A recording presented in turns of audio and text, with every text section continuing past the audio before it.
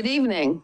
I call the 2,377th meeting of the Milwaukee City Council to order.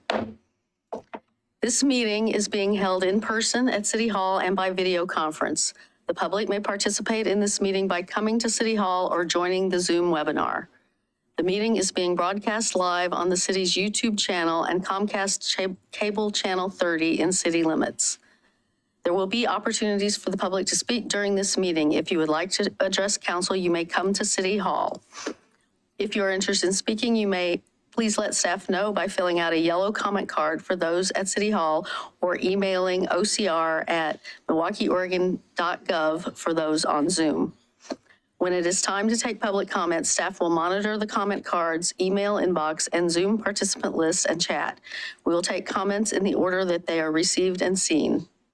Written comments, again, may be emailed to ocr@milwaukeeoregon.gov.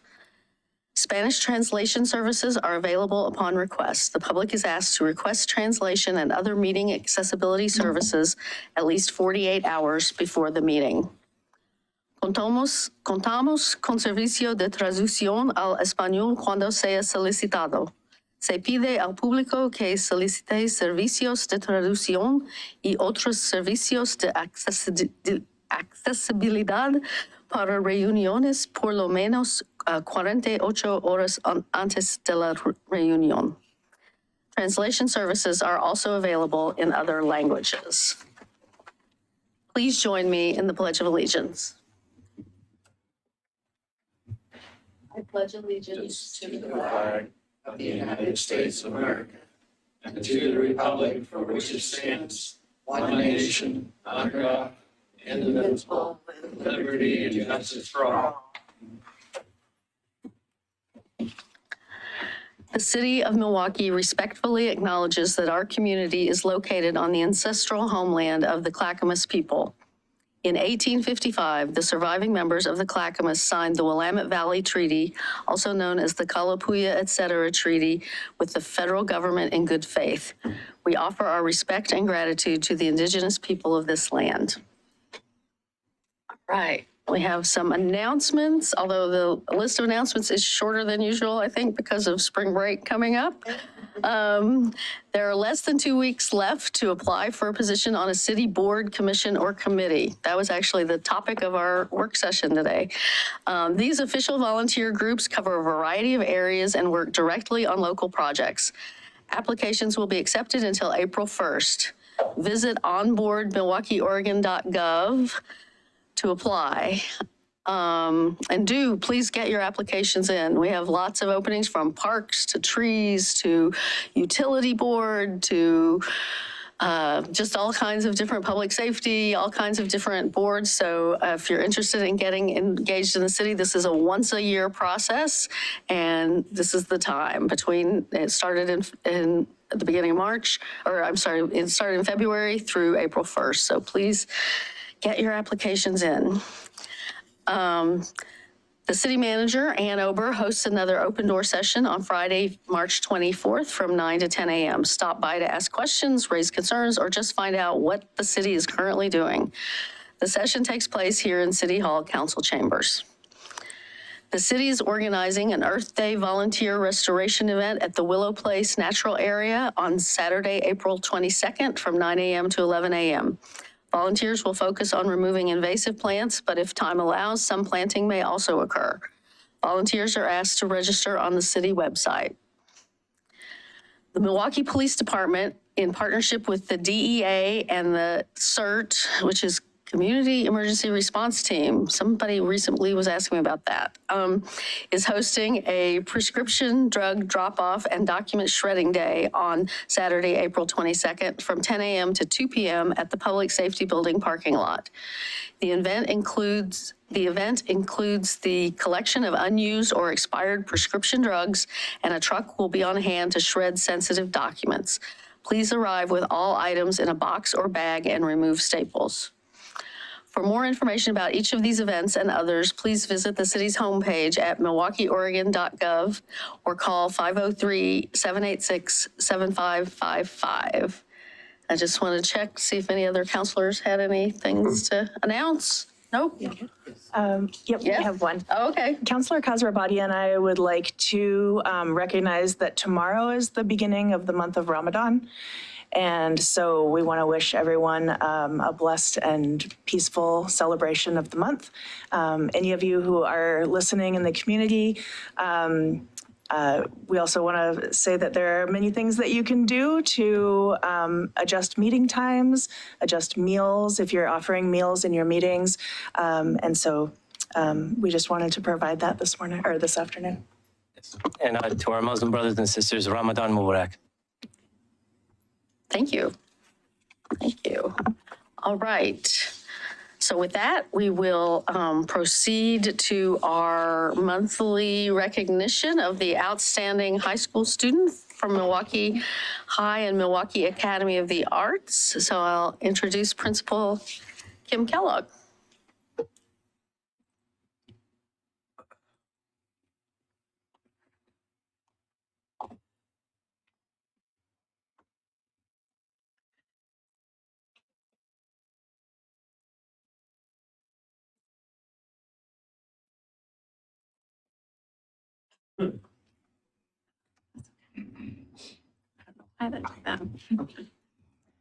All right, well, we're here. I'm always so very excited to bring students in front of you guys to honor them.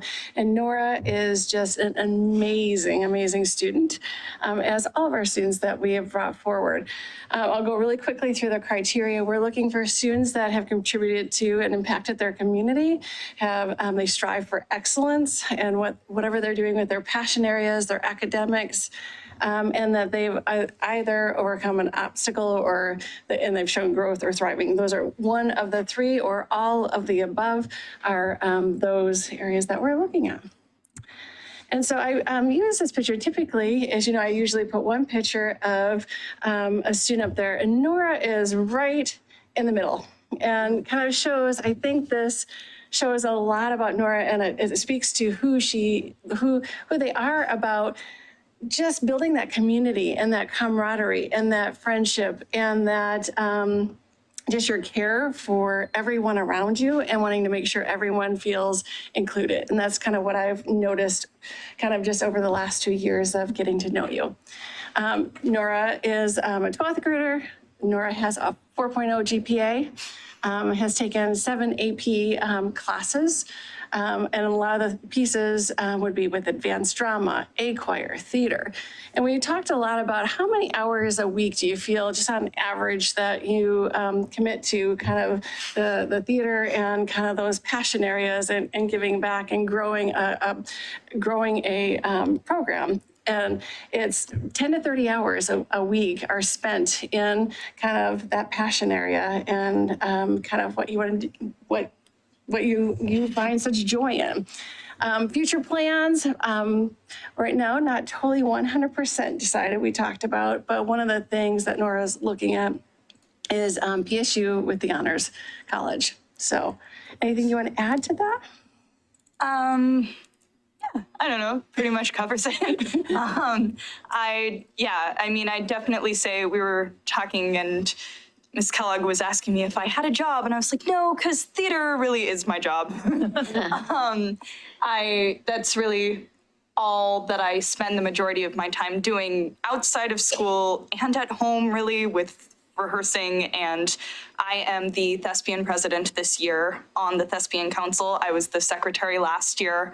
And so that just takes a lot of kind of extra work being put into how are we going to fundraise? And we have a new director this year, so it's been really cool working with her, Laura Steenson,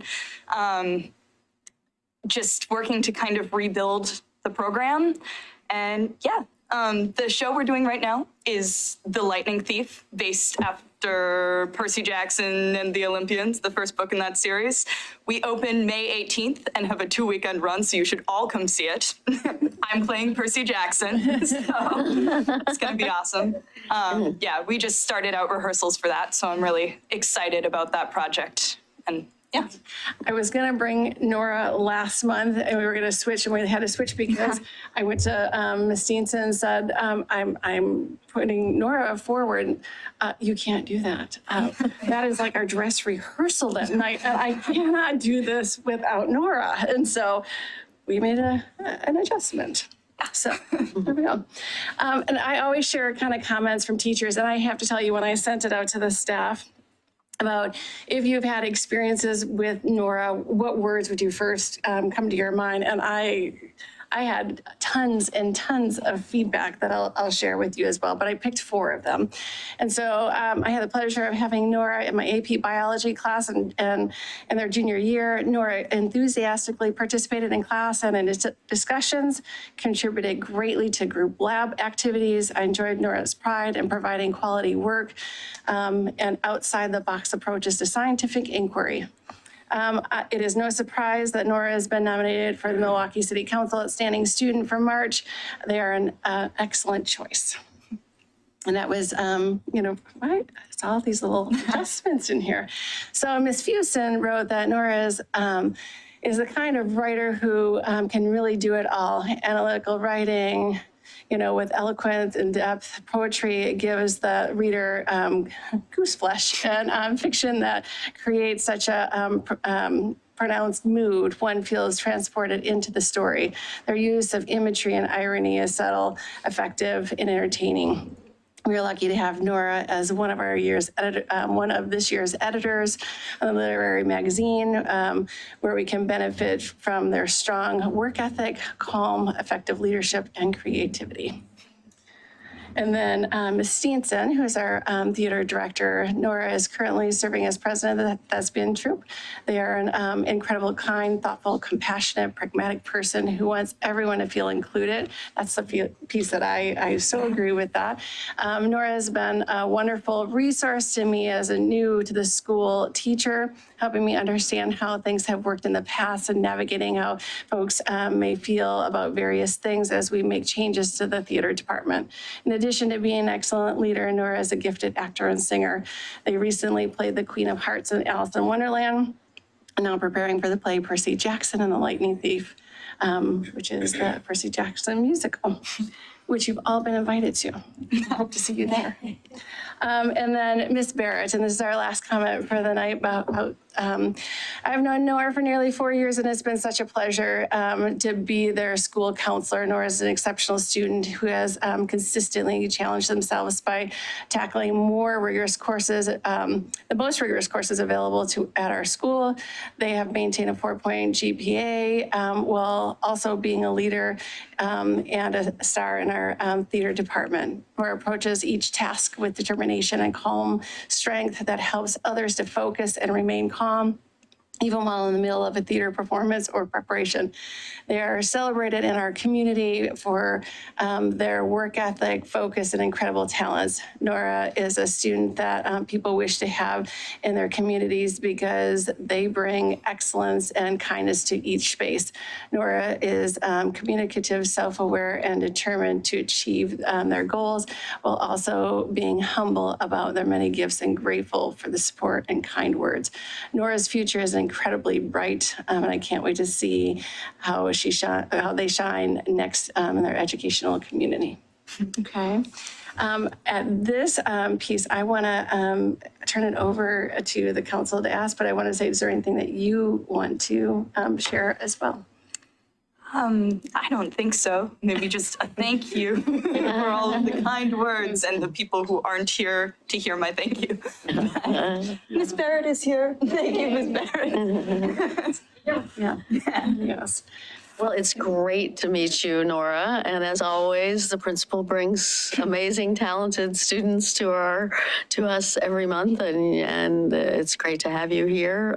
Great, academic credentials as well as all the love of theater. We'll kind of go around and each ask you questions or make comments. I guess I did want to ask, since you're a theater aficionado, do you go to much theater around town? Yeah, I mean, my mother and I have bought season tickets to the Keller several times, and so that's always the big thing, is that we go and see the, well, I guess off-Broadway productions, and that's always really neat. We've seen some shows at the Chapel Theater, which is always really cool because that's very local. So yeah, I definitely enjoy watching theater of all kinds. I most recently went to go and see Rex Putnam's Matilda, the musical, and that was really cool because I had never seen the show, and just to see another school do what we do was really awesome, and just see how their creativity came out in that, and the set design and everything was really neat. Yeah. So, yeah. Yeah. Well, exciting. And if you, setting aside, I mean, you are the Queen of Hearts and Percy Jackson. So you're kind of, when you leave, the school's going to be looking for new leading actors, it seems like. Setting aside those roles, what's kind of a memorable role for you from your high school years? Oh boy. Well, I think probably the most memorable roles were the ones that we did over quarantine when I was in front of a green screen in my bedroom performing. First as the mom in a show called The Virtual Family. And so that was just kind of funny because I was really just alone in my room, but like talking to the other people in the scene, but they weren't there. We weren't recording it live. So that was odd. And then last year, we did a student-directed production of A Midsummer Night's Dream, Shakespeare. Yeah, and we did kind of a fun take where the four, not necessarily leads, but they're called the lovers. So Hermia, Helena, Demetrius, and Lysander were all played by women or feminine presenting actors. And so I was playing Helena, and that was definitely very memorable because she is such a dynamic and very dramatic character. So everybody else would go on, and it's a comedy, so they would just do their thing and be very like bright and energetic, and then I would come on and I would just cry. I would be like, woe is me. But in Shakespearean, so I had to like really make sure all of my words came across. So it was a lot, but Yeah. Well, it's been a really fun journey. yeah, it's a lot of range from Midsummer Night's Dream to Percy Absolutely, Jackson, yeah. right? Yeah. Yeah, well, I will let my other fellow counselors ask you questions or make comments as they see fit. Hi, Nora. Hello. Well, a lot of talent here. I'm gonna ask you to make a choice, though. Okay. Okay. Drama or musicals? Oh boy. You mean like straight plays, straight acting, or musicals? Okay.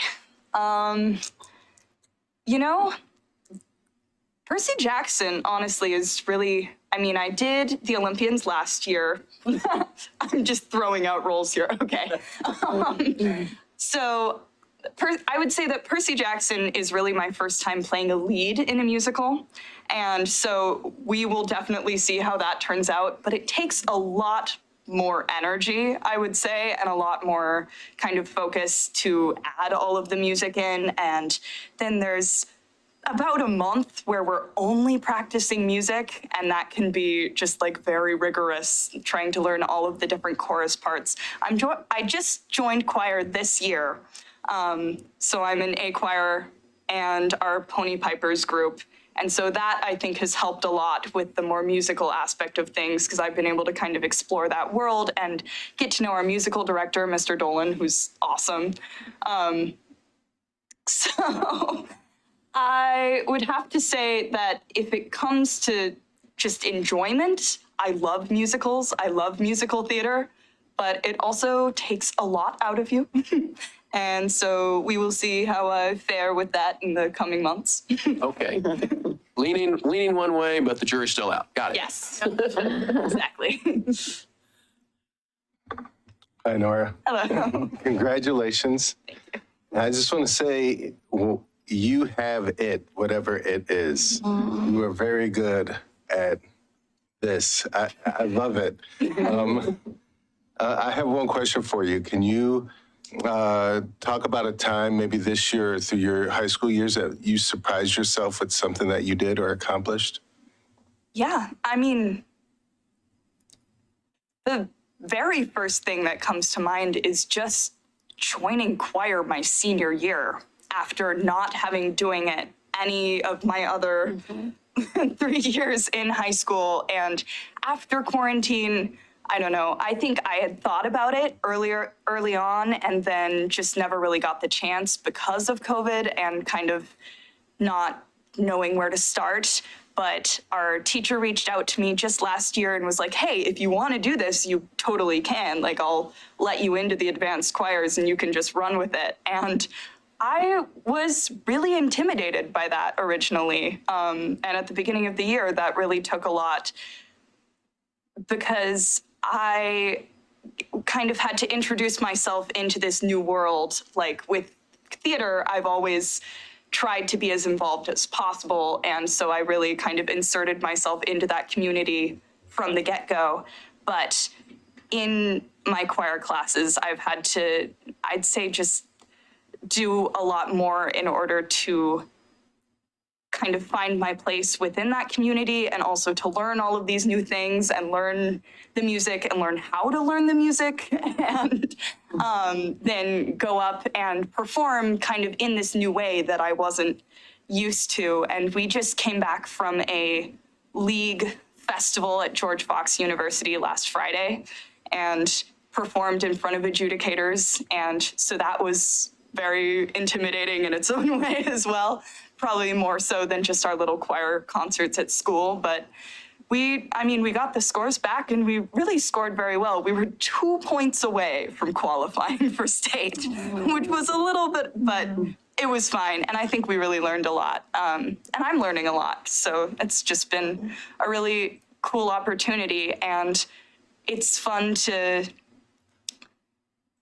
maybe it's just fun to know that I do have that capacity in order to try those new things instead of just kind of pigeonholing myself into the same thing that I've always done. So, yeah. Thank you. And academics aside, you are a really good human being. And that's what we need more of. I was like, I want to say too, and I said this to Nora, I'm like, it's kind of from afar, just watching the interaction that Nora has with all people, adults, students, friends, people I don't know, just inviting in and creating that community. I can feel and that it. build. Yes. It's amazing. Thank you. That's what I said. So, yeah. Thank you. That's true. Well, Nora, thank you for being here. And, you know, I just got to say, it's one of the benefits I would say about being on council is every month this part here, being able to introduce and meet the many great students that are at Milwaukie High School, and it's just a pleasure to be a part of this, and it's an honor to be here with all the students that we have come across. And you just like the other students that have been here, leadership is not an issue, and it's I say this to a lot of them: we need more bright young leaders in this world, good human beings, as Council President Nicodemus has said. And your talents, obviously. You got to be able to make people laugh and smile and cry, right? And the joys of theater and drama and music. I mean, that kind of embodies the human spirit. So I really appreciate what you do and what you provide for all of us. And my question to you is, do you plan on taking your talents to Hollywood or Broadway at some point? Oh boy. I would love to be able to say yes, absolutely. I think at the moment I'm maybe trying to be a little more, I don't know if realistic is the right word, but I am accepted to the Honors College. I don't know exactly what I'm majoring in. I want to maybe do something education related or something along those lines, but I'm really just kind of taking things as they come. I'd love to always be involved in theater in any way possible. I don't know if that's going to be on the big stage necessarily as more of just like, community theater or high school theater or whatever else, I'd love to be able to continue helping even just at this high school theater program, because I've given so much to it already that it would be really cool to come back even just to like assistant direct something or volunteer. So yeah, I mean, I'm looking forward to seeing what comes next. But no clear answer on the Hollywood side of things just yet. Well, I really appreciate you being here. And actually, one more question. Yeah. What do you like better or more? Do you like the acting part or do you like the production, like putting it together and? Oh boy, yeah. Yeah, theater is just, I think as a total experience, it is just so special because you get to do so many different things with, like, it's not just you stand on stage and you recite your lines, it's also getting to know the other kids in the cast and getting to know the tech kids and helping with props and set and sound and all of these different things. I've learned all of these different technical aspects throughout high school that I didn't even really know existed when I was doing like middle school theater. And so it's really, I'd say just the whole process is really awesome, but probably my very favorite part, more than performing or anything like that, even though performing is where you get the adrenaline rush, of course, so it's maybe the most fun, but would be just creating the community even in the first few rehearsals and backstage and just getting to talk to the other actors and share that experience with them and all of the emotions and highs and lows that come with it. It's just a really special thing, and it's hard to make those same kind of bonds in other spaces because you are really just sharing this very intimate experience together and then sharing it with the audience. So Thank you. I really appreciate that. Thank you so much. Hi, congratulations. Well, first of all, I have a special message from someone who's watching from home. Anza would like to let you know that they're very proud of you and congratulations. all right. Thank you, Anza. You'll get texts later, I'm I'm sure. sure. I probably have them right now. It's possible. So my question is kind of like, if you were to go back in the Wayback Machine and think about the first role that you had where you really fell in love with acting, like what's that role? Yeah. And what advice would you give to yourself looking back at that age? Well, my first real production, I would say, was Peter Pan Jr. in third grade. I was at Grey Wolf Elementary School, and I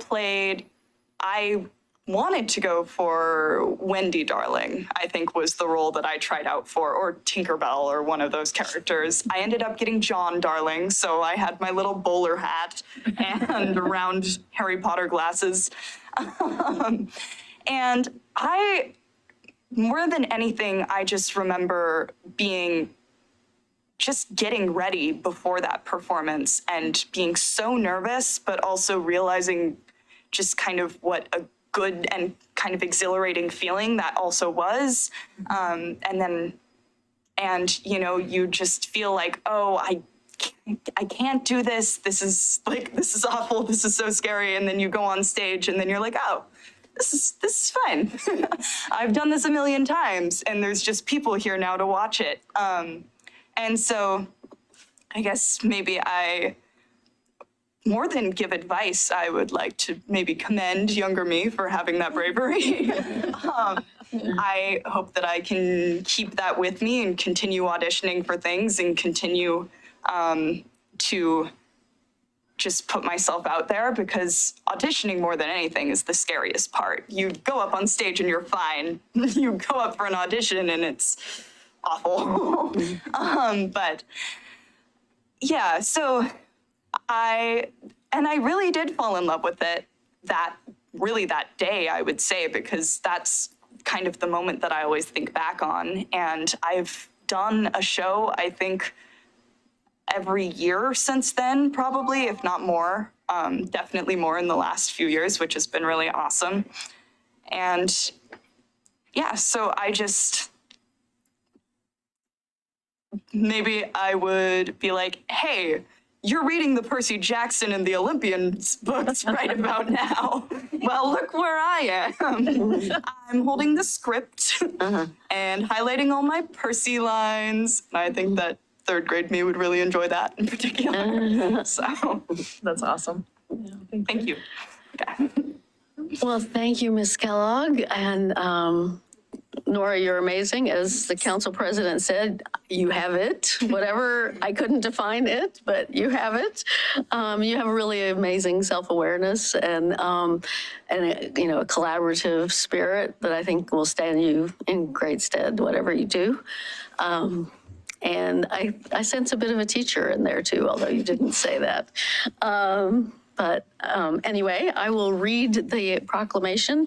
The City of Milwaukie is proud to recognize for outstanding student achievement in academics, civic engagement, and extracurricular activities at Milwaukie High School, Nora Schmidt.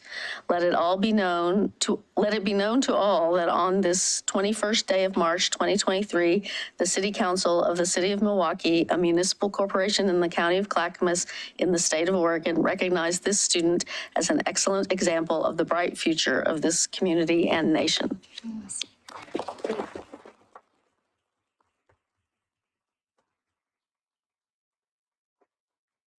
No offense to staff, but I would love if you would give their reports. Thank you very much. There's also a letter which we'll send to you. Okay. Scott will get it sent to you. Awesome. Okay. Thank you. And are you staying to talk about the school at all? No? I think we took that offer. Oh, okay. Thank you all. Thank you. Okay. All right, then we will move on to Welcome Home Vietnam Veterans Day. We have a proclamation. We had a great ceremony this Saturday. Well, I guess I will let Scott present about that. I won't meander on into that, but it was really good. Yes, thank you, Mayor Beatty and Council, for hearing the Welcome Home Vietnam Veterans Day proclamation. And as the mayor suggested, on this last Saturday, March 18th, we had a great community event here at City Hall and then a procession over to the Vietnam Veterans Monument at Scott Park. I think we had about 50 folks out there, some good speakers. The Portland VA was represented, and I think we recognized about 15 Vietnam veterans who came forward to be recognized. And so it was really a special moment. And we all want to thank, on behalf of the city, the partners, many of which are represented here today, and we're going to hear from. So the spirit of this item is that we invited several veteran service organizations to the meeting tonight to help introduce the proclamation and share a little bit about the work that they do in our community and a greater community here. And hopefully, I think the city sees this as an opportunity to start conversations. We've got long established conversations with the American Legion Post and the Daughters of the American Revolution and the Milwaukee Historical Society, but we also want to see this as the start of a conversation with some of the other groups that are here that maybe haven't been a part of our city conversations so much recently. So with that, Mayor, I think the script has a list of folks that we can call up one at a time. And the first on the list I don't think is here is Brad Walther from the police department. Officer Walther is on duty, and his appearance, like many times police officers, is subject to calls. So in his stead, I believe Jerry Craig. From the American Legion Post 180 then. Thank you, Jerry. And are you and Phyllis, you're going to speak separately? Okay.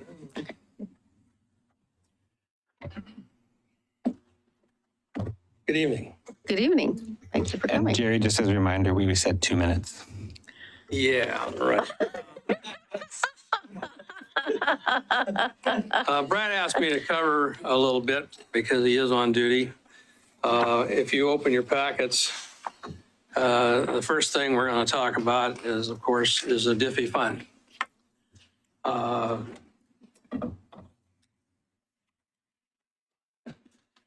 Brad and I got together a long time ago, got to be at least 5 years, and started talking about veterans and finding them on the street.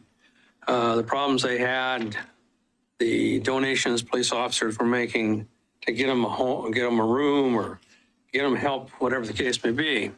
So he ran into Corporal Diffie, a Marine, and off we went. The idea was, and recently they changed it to closing the gap, was the aspect that if they found somebody that they could immediately have a amount of money in a fund to use, up to a certain amount of money. And Brad carries a credit card. He has to call and he has to fill out a form of what's going on, what he's doing, where he's been, that kind of stuff, and that we can verify that he's actually a veteran. After that point, Brad or his compatriots, because there's three veterans on the police force, dictates to someone that this is very important. Well, it's normally the commander of the post, because he's got to authorize the funds. So if you've been to any of the breakfasts, we've collected plus $15,000. We just recently had a breakfast. I didn't get a final figure. Brad was in a hurry and I wanted to help, so I didn't get some particulars. But the fund is very available to help most anybody. Well, because it's been so successful, Brad brought up the aspect that why can't we take this and move it to other police departments within the Clackamas County? Because each one has different aspects of what the problem is. Whether they're camped out, sleeping in sleeping bags, just wandering around the county, need help, whatever. So right now he's got approved Lake Oswego, Malala, and I'm sorry, I forgot the other one. But what they're doing is coming on board. Each of the departments will have a credit card to this fund, but they still have to call in and get a hold of the commander or one of the staff to get it approved. I have been instrumental as a chaplain to be called for suicides, people that were going to commit or wanted to commit. I've done several of those, and we have not lost anybody, not just due to me, but because of the way they were treated, the instance, whatever. So this will be working. We got a hold of Clackamas County, and the sheriff said, well, I don't think you got enough funds in there to handle me for 3 months. So that gives you some consideration what's going on in the county. But Clackamas County Sheriff's officers do donate to get somebody in a motel for a night, contact the VA, Tina from Fort Kennedy, whoever who wishes to help. I'm not trying to extend this, but I've developed veterans information references to call, and it's very comprehensive to help. But the thing is, the money's there. The sheriff's gonna wait and see what's going on. We have a new sheriff, I believe. But other cities have been notified. There's about 10 of them on a list. They've been talking to Brad mostly.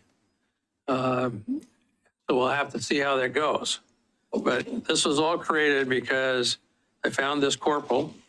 He was in trouble. And unfortunately, he passed a year and a half later. But this fund is something that Milwaukie and the American Legion and other groups that are privy to this, we're very proud of this program. And it works. And it helps.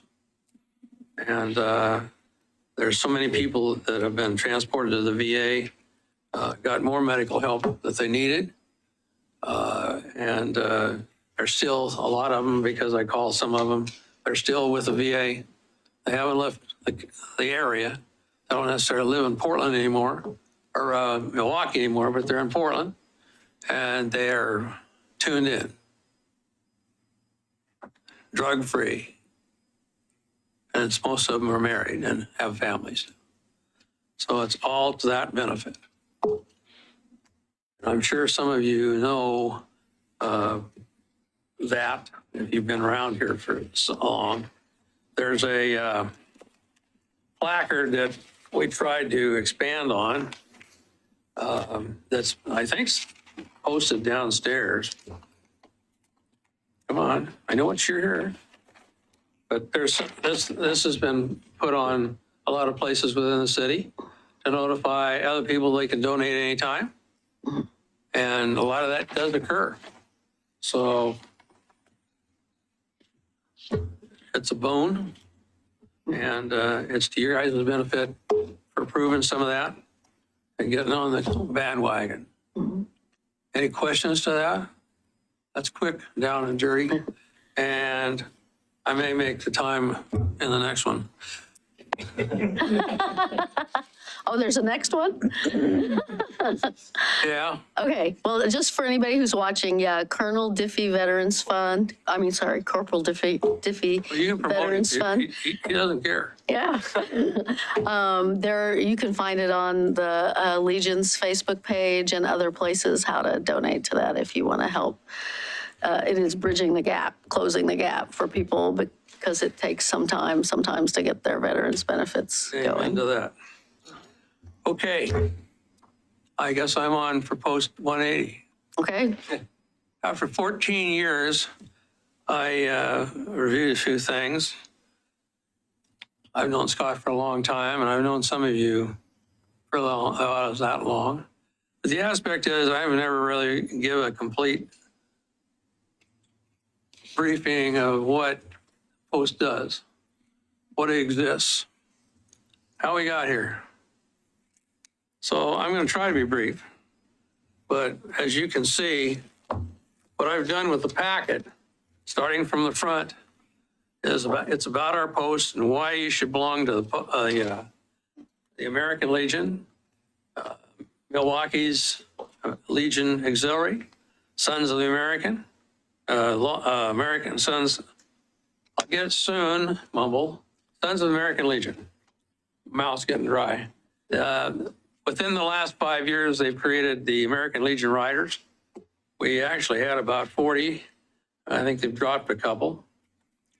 I put some other programs in here that we deal with, endowments, grants that we give.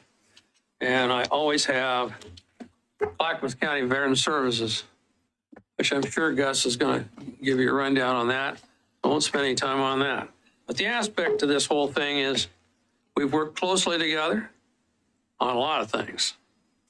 Parades, visitations to parks. I've worked with the neighborhoods myself. They've came to the post off and on. And due to our, I don't know whether you want to call it a pandemic, I liked what the young lady said, but we're just getting back in the swing. You have 2 members here from our post who sometimes I didn't even know you existed, but congratulations. The aspect that I want to comment on, by naming the families, the post does a lot of things. We've got 32 different committees for 32 different programs raced through the families. It does everything from help people get toys for tots, working with the Reserve Center. We have the Marines on Swan Island, Coast Guard at Swan Island. There's Army and Air Force over at the Reserve Center, but Air Force is a little limited. Because you can hear the helicopter flying over at night if you're still awake. But if we've helped a lot of things our programs, first I have to install a new member, unless he transfers from another post. That brings in a lot of people. We have post everlasting. That's a recognition of what members have passed. And we read their name and ring the bell, just like they do at Willamette National. We have dignified disposal of unserviceable flags. I walked into the post on Monday morning and there was 34 flags sitting on the reception table in different bags. The only reason I know there's 34 because I took them out of the bags and put them in the container. But we are able to burn those with recognition and a ceremony. POW MIA Remembrance Service. In most of these cases, every holiday, we try to go out and at least lower the flag and raise the flag and honor that day if we can. We may not have the whole honor guard. I may go into the post if we're open and ask anybody that's in there, why don't you come out and enjoy at least the deal unless it's raining. I don't have enough umbrellas. But funerals for members. We not only do the funerals for members here lately, from 20 to 21, June to May, that's our year. We did 421 funerals. I did 300 committal services. And that was because the VA said, we don't have enough money. So they released 4 or 5 guys up there. And the 3-person service, we kind of help them as much as we can. And the families called us and wanted us to fire or fold the flag. That's what we did. There were some days we were there at 8, didn't leave till 5, 6 o'clock at night. But the aspect is now we're into a new year. The Honor Guard has done 251 since June of 22. So we're continuing on that, and I'm into some counseling. I bring in other members who wish to help. We check on hospice, not only our members, but family members that are having problems if they so desire. The community events, we have 5 different communities. I don't think there's added any yet, but we try to talk to the leaders. We try to get them to come down to the post because there are a lot of free community events that we do, open to the public. Breakfast. The one that's fabulous is the Taco Tuesday is now in full swing, and the post gets filled up because there's a lot of people who are interested in that, I guess. But we try to go to their events if they ask us. In that process, I'm able to, see new people moving in. I also ask about the people I thought was there, but they're moved out. If I can, and I've got cards made out, I send those people, if I have their address, a thank you. Hope you can come back. Or if they're post members, move into Idaho and into a post, try to make sure that they understand where that post is. So those are minor things to me. It takes some time. We adjust. I'm always asking Scott, we got anything new coming up? This last one with 2 weeks notice, I gritted my teeth and said, okay, we're going to do that. So it's not nothing wrong with you. It's just after this pandemic, we don't move very fast anymore. And Well, we appreciate you coming and participating in that. well, I do the best I can with what I got, and if I'm Scott makes sure that I get a lot of rest. But the activity of this is we have 4 families. We call it the families within post. The post has 14 officers, and we have 18 different committees who are now in charge. We can't find enough people to volunteer for 32, but we'll take the most immediate we can. Some of them run into each other. The Sons of the American Legion, which I mentioned, those are sons of post members. They can go clear back to the Civil War if they have to within the family to join that. It's not today. We recognize all those. The American Legion Auxiliary, they were formed in 1919, just like the Post was in France. They were initially there to add to the Post and any help. There are a lot of VFWs and American Legions closing. I know of 4 VFWs that closed this year in Eastern Oregon. And we have about 3 on the cusp, but we're working with them. The American Legion Riders, basically they raise funds and they go to help all the people that are requested. And if we can ask families, we do buddy checks where we put guys at home on phones with long lists, making sure that these guys are okay. That's when we find out whether they've died in a hospice, medically need help. And because of what I've been doing for the last 14 years, it's nothing, I'm taking this sort of as the Post, is there's not a church I don't know, a minister I don't know, city council I don't know, that keeps changing, by the way, as you know, and those kind of things, to make sure they know we're here. Prior to the pandemic, backing up a little bit, we seem to have the only money for our veteran service officer that we could add to help, because the Post would call up and say, I'm sending somebody over to you, or these people are already on the way, because they figured we had the money to help. Some cases we took care of them, but probably not as fortunate as we could.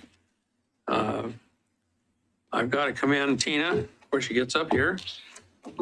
She helps with a lot of this stuff for everybody. And she has quite a crew.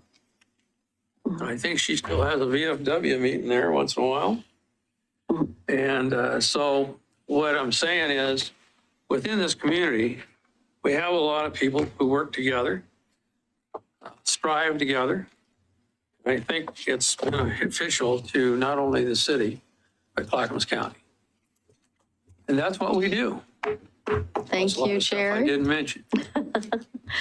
Thank you, Jerry. It's nice that you brought some of the newer counselors up to speed, and I do encourage people to go Well, by I for think the packets, if you got questions, bingo and phone, I don't text, and I don't email.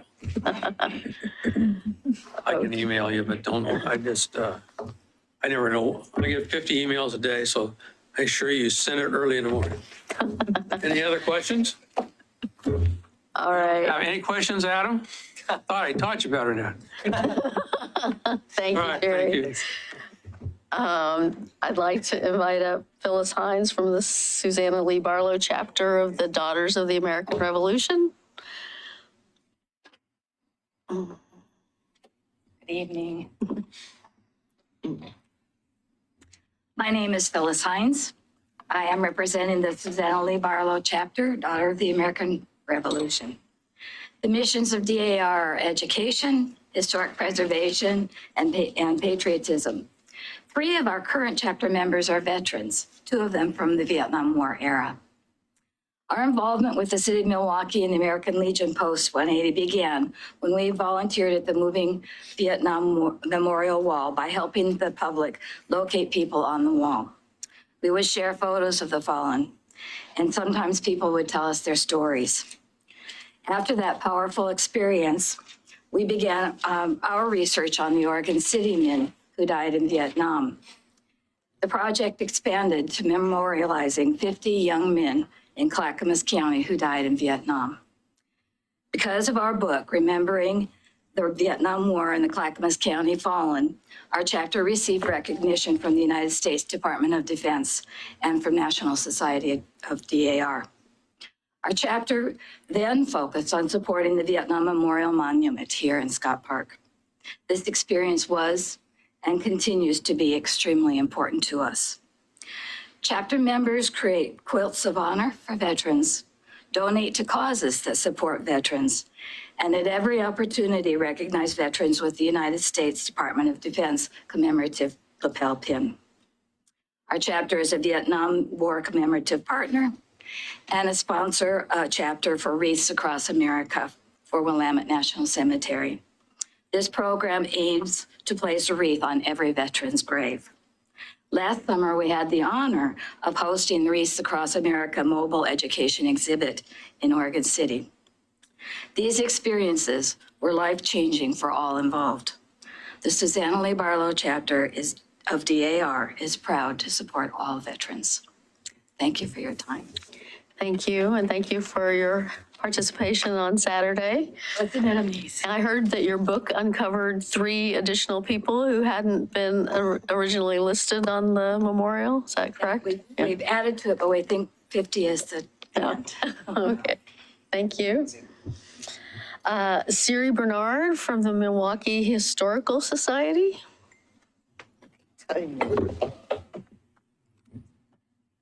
Thank you for letting me come up here. My name is Siri Bernard. I'm with the Milwaukie Historical Society and Museum and the American Legion Auxiliary Post 180 in Milwaukee. I'm one of the people Senator Merkley's office asked to get several interviews from our veterans who served in any of the wars in which our country has deployed troops. A nationwide project called Veterans History Project. I have packets here for any veteran out there, any veteran who wants to be a part of this. We'll film interviews and documentations together, collect any pictures or journal entries you may have, edit it all with you, and send it to the Library of Congress for future generations to see and learn from your experiences. I have, as I said, I have packets. Anybody who has any questions, you can contact me at the Milwaukie Museum, Siri Bernard. Okay, that's what I was going to ask, how to reach you. So at the Milwaukie Museum, Siri Bernard, and I imagine Mr. Stauffer could help direct people if anybody inquires of the city. We can direct people Yes. your way. Okay. Thank you. Thank you. Tina Kennedy, Fort Kennedy.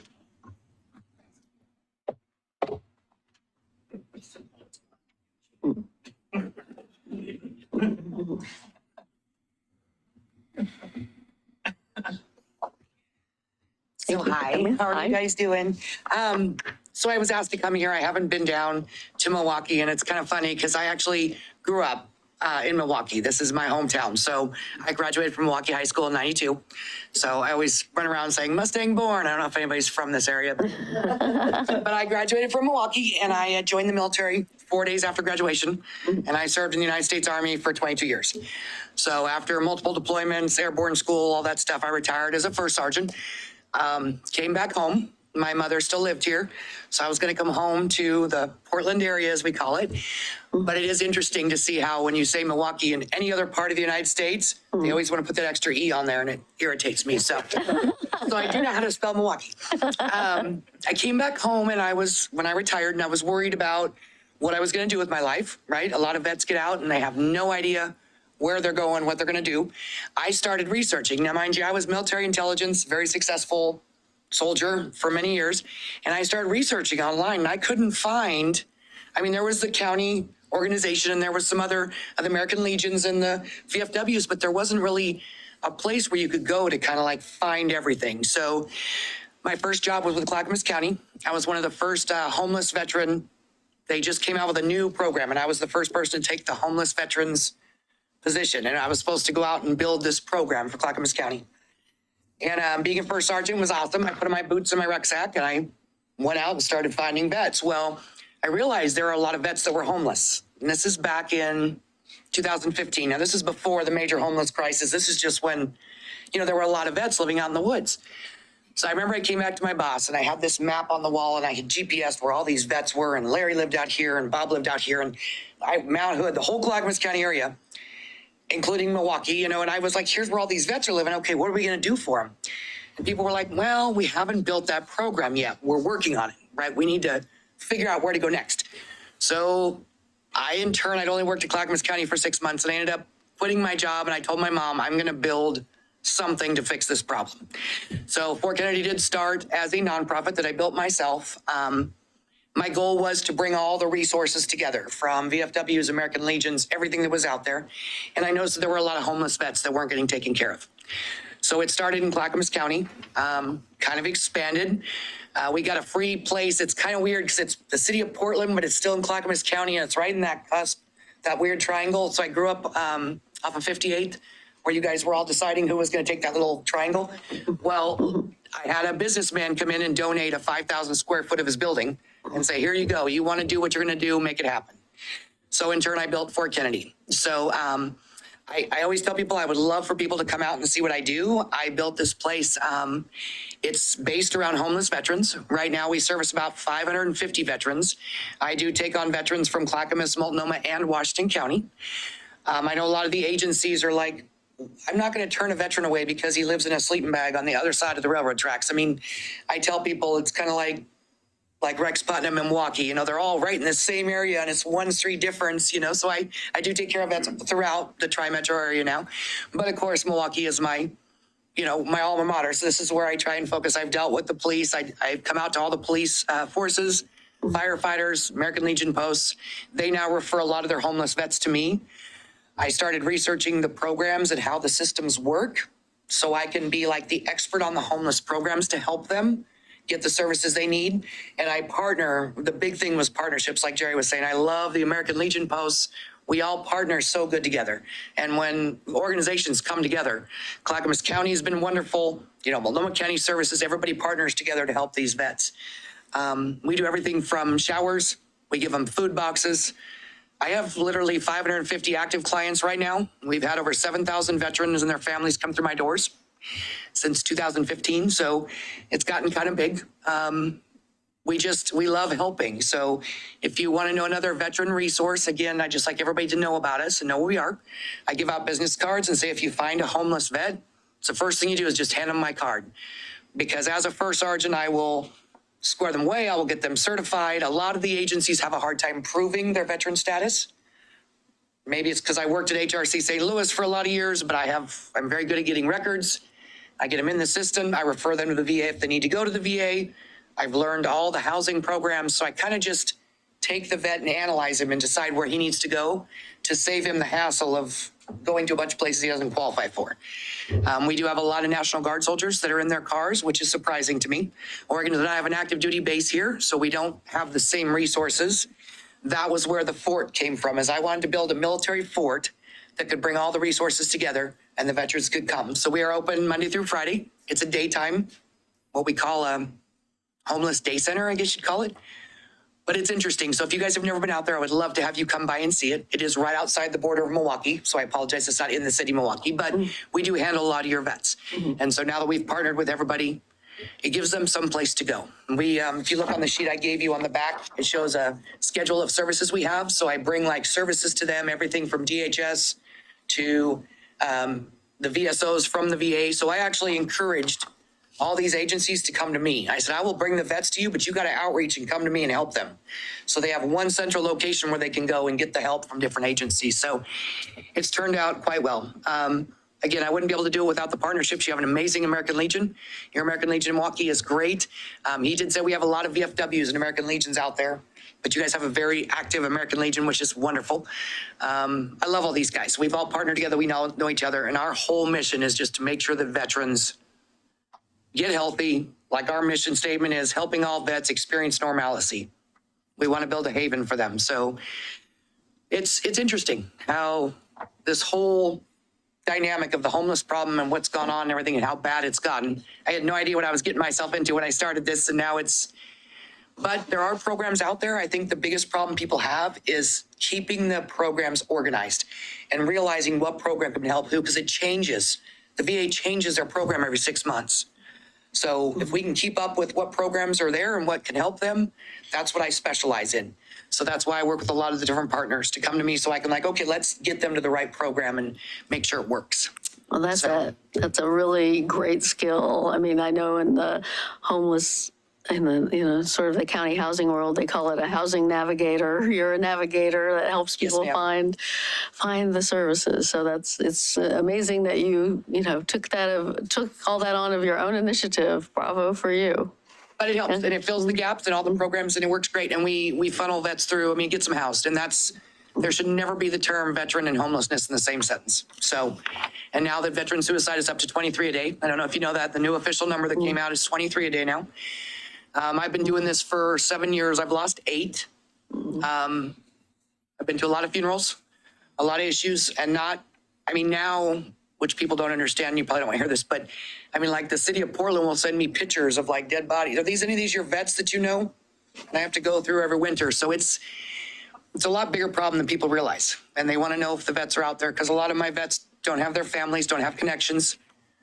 And so it's an interesting job, but we love what we do, and all of us vets stick together. So are any of you veterans? Curious? 2. Okay, outstanding. Well, thank you very much, and thank you for your service. So we do great. We work together, and we do great things. So I've heard great things about the city of Milwaukee. I know you guys are doing great things for your vets. So thank you very much, ma'am. Thank you. Thanks for coming. Yeah, so do you guys have any questions for me? And when did the new number come out of 23? I thought it went down. Nope, less than 2 months ago. They just came out, and it is now up to 23. Thank you. So, and they do contribute that a lot to COVID. Unfortunately, COVID was very hard, not only on everybody, it was very hard on our veterans. AA groups, NA groups, a lot of my vets that I had gotten clean and sober and housed all relapsed. They closed down NA, they closed down AA. I fought the county to stay open I felt like I was essential. And I know a lot of my vets depend on my center just for what they needed. So they closed me for 5 weeks, but I fought and got reopened. So I was back open, and a lot of my vets relapsed. They couldn't get to their NA meetings. They couldn't get to their AA meetings. They lost their support. They lost their counseling. It really affected people. And I think our veteran community got really affected during COVID because they lost their camaraderie. A big part of what we need, like what I need, because I'm a vet with PTSD, I love my vets coming in every day, and I thrive off of that. And that helps me get better. So I know what they're going through. So when COVID hit and they lost their support system, we lost a lot of vets during that time. But I think we're still striving to get back up and running and figure out how to help them. And we're still working on mental illness and trying to get more counselors, and there's all kinds of programs. I work with Metro and Clackamas County. We're trying to push, for more mental health programs to help them out.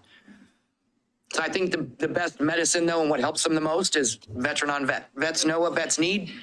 Like I said, just hanging out with somebody and hanging out with a vet helps so much. People don't even realize the impact that has, so. Great. So, yeah. Any Any questions? other questions? Thank you all very much. I would thank love to you. have you come up and visit the center when you have time. And anybody out there that would like to visit the center, I'll give this information to Scott to put out there. Great. Thank you very much.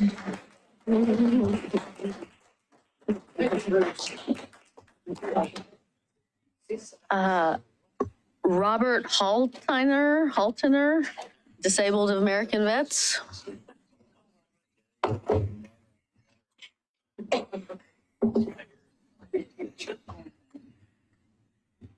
I'm Robert Haltner with the Disabled American Veterans. Little bit about Department of Oregon. We have probably one of the only DAV volunteer transportation networks. And we have, throughout every day, we have 15 vans throughout the state of Oregon that all the veteran has to do is call a number, make sure they're a veteran, and they have an appointment at the Portland VA or whatever, Roseburg or White City. They call and make sure that their appointment is 4 days before they call, because we are having problems getting drivers, volunteering drivers. And we got 3 local vans in Portland that they call that number. They tell them their appointment is at this date. They give them their social security number, everything, and they get them, and they will tell them what time they're going to be here. And they will take them up to the hospital, but they have to wait. Their appointment has to be done before 3 o'clock so they can go home, or otherwise they're going to have another ride home. The Disabled Veterans, the organization is the Veterans of Helping Veterans. They receive no government funding and look out for our members 100% of the time. And who's eligible for the DAV? Anyone who served in the armed forces during a period of war under conditions simulating war and was wounded, injured, or left with long-time illnesses of the military service and discharged for the military service under honorable conditions. I've been a VA or a DAV member for 53 years. Wow. And I've been through department, I was a commander. And what our chapter does, we have our chapter service officer. Somebody calls us and they have a problem. We try to get to them, but if we can't, we'll refer them down at the federal building to the DAV service officer there. And a lot of times, since I live in Oregon City, I'll refer them to the Clackamas County Service Office. And I know all the service officers there. And it's just helping veterans is probably one of the biggest things. I'm an American Legion Post 10 member. Well, basically, I belong to probably almost all the veterans organizations except Paralyzed Veterans. One of the reasons why I wanted to get into like VFW American Legion, just see how they operated. Our operation for the DAV is basically the DAV vans. We buy anywhere 3 to 4 vans per year, the DAV does. And we turn them over to the VA, then they take care of them. And then once they get up to 300,000 miles, 400,000 miles, they will turn them back to us and then we'll auction them off. But the DAV takes the grunt of buying the new vans. And Do you want to give is there a phone number for people to call who need the service? yes, You want to give that phone number? I'll leave some cards. Okay. I mean, you can read it online too if you'd like. The DAV Volunteer Transportation Network is 503-721-7804. And what you do is you just make your call, give me your name, your last 4, your phone number, your pickup, city, date of the appointment time, and location. Great. And they will refer you to, hopefully you'll get a ride. It's, Great. but That's a good service. it's just there to help veterans. It's just one of those things that, like I said, I've been high up and I wanted to go higher, but then I can do more for the Department of Oregon or the Oregon City. We have our chapter in Oregon City. We meet at the Gladstone Community Club on Exeter Street. It's the 4th Saturday of the month at 10 o'clock. And Jerry is a member. So. Great. Well, thank you. Yep. Thank you. And yeah, if you can give cards to Scott, that would be great. Then I have Gus Bedwell from Clackamas County Veterans Service Office.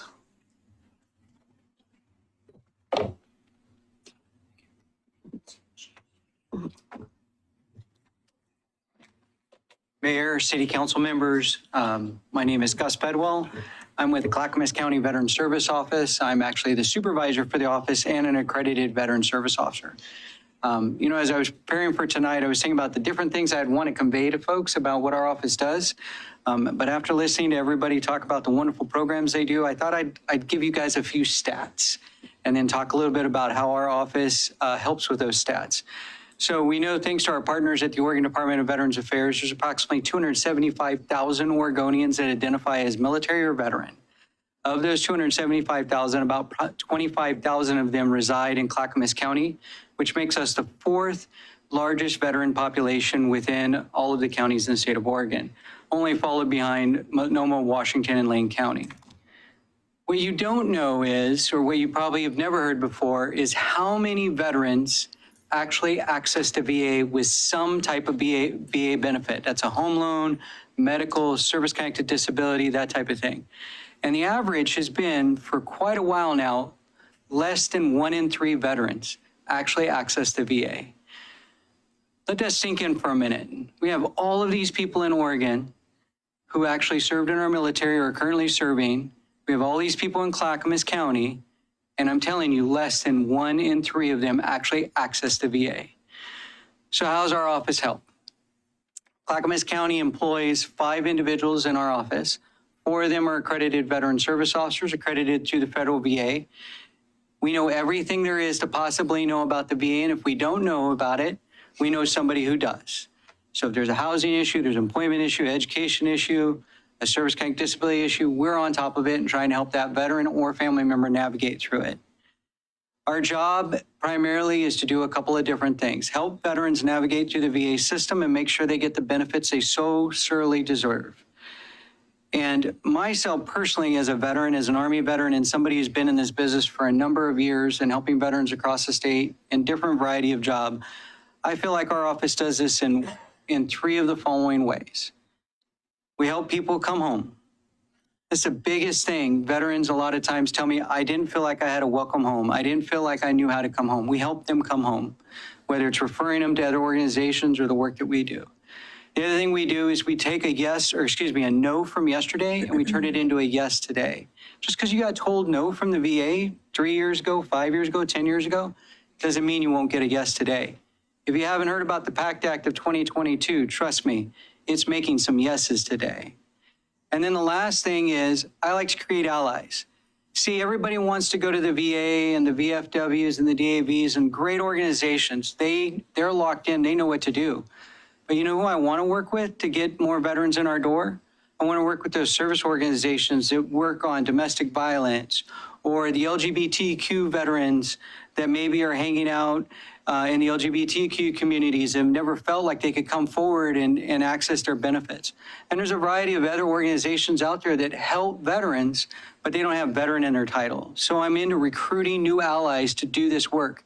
Because again, less than 1 in 3 individuals access a benefit. Less than 1 in 3. We've got to change that. With that said, the last thing I'll leave you with before I open for any questions is you can reach our office by calling us at 503-650-5631 and schedule an appointment. I do have some brochures and some other little things I'll leave with Scott so he can hand out. I will just say one of my people in my office really love the Eagles because it really does relieve stress. And if you got a PTSD veteran in your office, man, when they're starting to talk about that stressor, whoo, it works really well. It also works for the spouses too when they're trying not to hit the veteran, but that's a different story. With that, that's it from me. Anybody have any questions? Any questions? Okay, well, thank you for coming. Yeah, no problem. Thank you. Thank you. And one more, Christina Wood from The Mission Continues. Hello, how's everybody doing this evening? Thank you for inviting me. I have the honor today of introducing an organization that I think is going to be new to most people, The Mission Continues. The Mission Continues serves veterans and friends in the Portland metro area. So we have participants in Clackamas, Washington, Multnomah, and across the river in Clark County as well. As we all know, veteran mental health is a precarious thing. Rather than responding in crisis, the Mission Continues seeks to provide opportunities for connection and leadership development so that we're building resiliency in ourselves, as well as developing a network of connections with other veterans that understand where we're coming from. We do this by partnering with other local community-based organizations with a service project model. One of our local partners, Do Good Multnomah, that serves the veteran houseless population in Clackamas and Multnomah counties. They're a really close partner with us. And our next service project is going to be on April 15th in Oregon City with one of their low-income veteran housing complexes. So we will be doing a Earth Day project, working on the outside of their grounds, landscaping, gardening. We will bring the people, we will bring the tools, and we will help provide them the work that they need with their housing complex. So this would actually be a really great first event if anybody's interested in the work that we're doing, to come out and meet some of the people. It's on April 15th, and I'll make sure that you guys have the information, my contact information. I did bring some cards as well. And then you could also see some of our leadership development programs online at themissioncontinues.org. So, any questions? Great. Is this a new organization? It's not new, it's a national organization. Okay. We've been gaining some traction, building the local chapter, a lot of outreach, we need more service projects so that we have a reason for people to come out and engage with us. So that's what we're working on right now. Great. Well, I had not heard of you before. I appreciate you coming. Thank you. Any questions for Ms. Wood? Okay, well, thank you. I really appreciate everybody who came out today.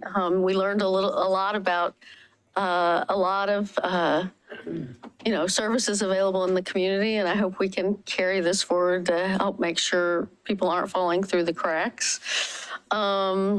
I will, with that, read the proclamation. I think I'll try and read it from my own screen. Hold on just a second.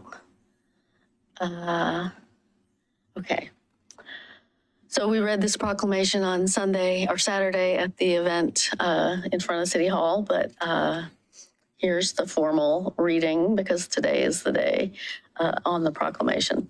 Whereas the people of Milwaukee and the United States wish to continue to honor the service and sacrifice of American military personnel and their families who served during the Vietnam War.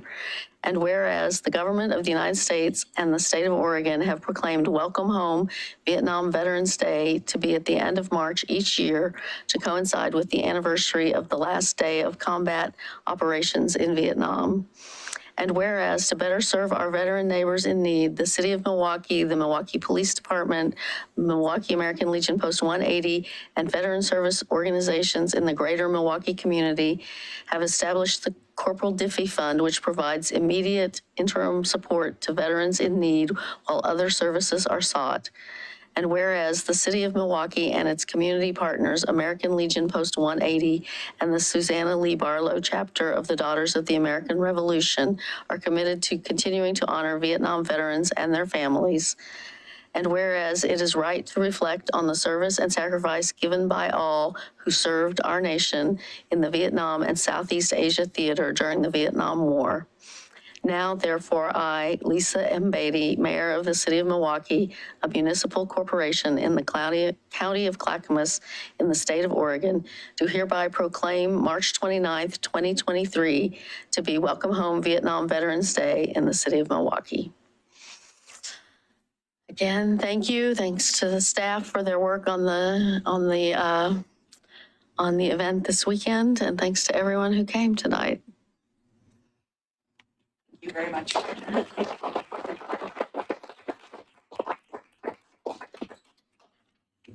Okay, we will move on to community comments.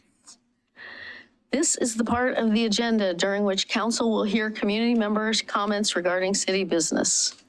For those in person who wish to speak, please submit a yellow comment card found on the table just outside the door. And by the way, this is if you want to comment on something not otherwise on the agenda, meaning not the downtown guidelines. If you are on Zoom, please use the raise hand reaction to alert staff you wish to speak. And when instructed to begin, click the microphone option to unmute yourself. If you are calling in through Zoom and would like to make a comment, dial *9 to raise your hand. You may also submit a comment via email to ocr@milwaukeeoregon.gov.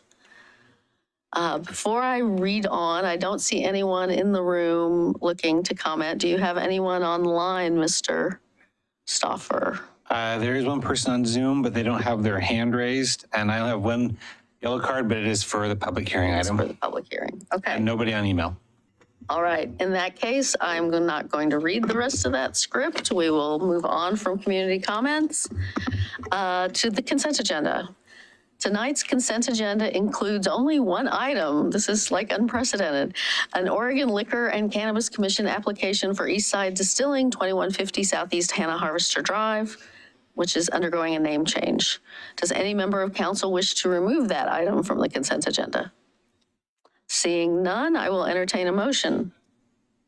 I move to approve the consent agenda as presented. I will second. It's been moved and seconded to approve the consent agenda as presented. All those in favor say aye. Aye. Aye. Opposed, say no. None heard. The consent agenda passes unanimously.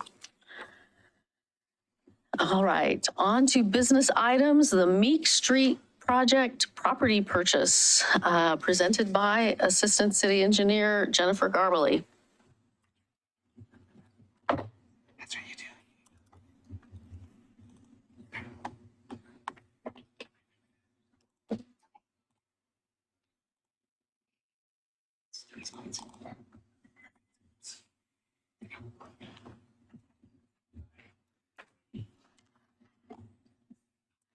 All right. Thank you for having me here tonight. I'm quite excited as this is literally the first project I started with when I started here in Milwaukee. So I thought we should first, let's talk about what this project is, since a lot of you are new to this council, and just kind of do an overview of how we came about to this. So Meek Stormwater is identified because this street right here is called Meek Street. And at Meek Street and 32nd, there's actually a manhole there that has been capped. And it's been capped because the system below that can't handle the amount of water that comes down from up above. So it's temporary, been capped, which then makes it all the way down to Harrison and then goes out to the Harrison outfall. Wait, so you're saying water on the surface goes down toward Harrison, or you're saying something is piping something? It's in the piping network. Yeah. Okay. Yeah. But any of the water that's supposed to be going to Meek Street pipe system has been diverted at the moment because it can't handle the amount of flow. Okay. Okay, so that's why this project has originally been developed, and that's why it's called Meek Street Stormwater. So we ended up breaking it up into 2 phases. And a lot of that has to do with right here. We have this development coming in at the McFarland site, now called 7 acres. And so they were coming in and they were gonna have nothing to connect to. And if we didn't build this infrastructure, then we would have had to deny that development, which we felt was important. We want development to happen in Milwaukee. So we moved south phase forward, which starts up here on the Murphy site, which is this property located here. Redid a easement through here, put in the new pipeline. This is a manhole here that we've stopped the pipeline currently. We then had to put in a second temporary fix because now how do we drain this system? So it connects to the Harrison Street right now, but it is literally a Band-Aid. Meaning I can't empty that entire pipeline through here because the Harrison system is up much higher. So we're only pulling off a little bit of water. The benefit of this program though, and the system with the new Oak Street facility has given actually a lot of capacity to the system, which has reduced flooding at Harrison, which is great, but we still have got a Band-Aid right now. The rest of the system is what we're talking about today. And this is called North Phase. And we're gonna come up through here. We have to reconnect to this manhole, finish the pipeline through here. This is the Hillside Manor. They're getting ready to go under development this summer. So now I have pressure to get this pipeline in before they move too far ahead. And then this is the property we're purchasing right here at the Belfour from the railroad, along with easements along here to get us all the way up to Roswell. This will then connect to the Roswell facility here, all by gravity. The second pond is what gives us the other capacity for large storm events. This is a detention pond. It is planted. We plant it for aesthetically and to help during the smaller storms, it'll actually do some treatment. You said it is planted. You mean it will be planted? It's not already. We haven't bought it yet. Yeah, so we haven't it's- bought, yes, yeah, yes. Okay. It will be Just planted. checking. Okay. Correct. And we'll be putting in some trees and things like that. Okay. So, any questions about the project? No, I appreciate this though. Even though I've been on a long time, I don't remember having a really good view of it like this. So this is helpful. All right. We're within budget for the purchase of the property. And that's what I'm asking for approval tonight.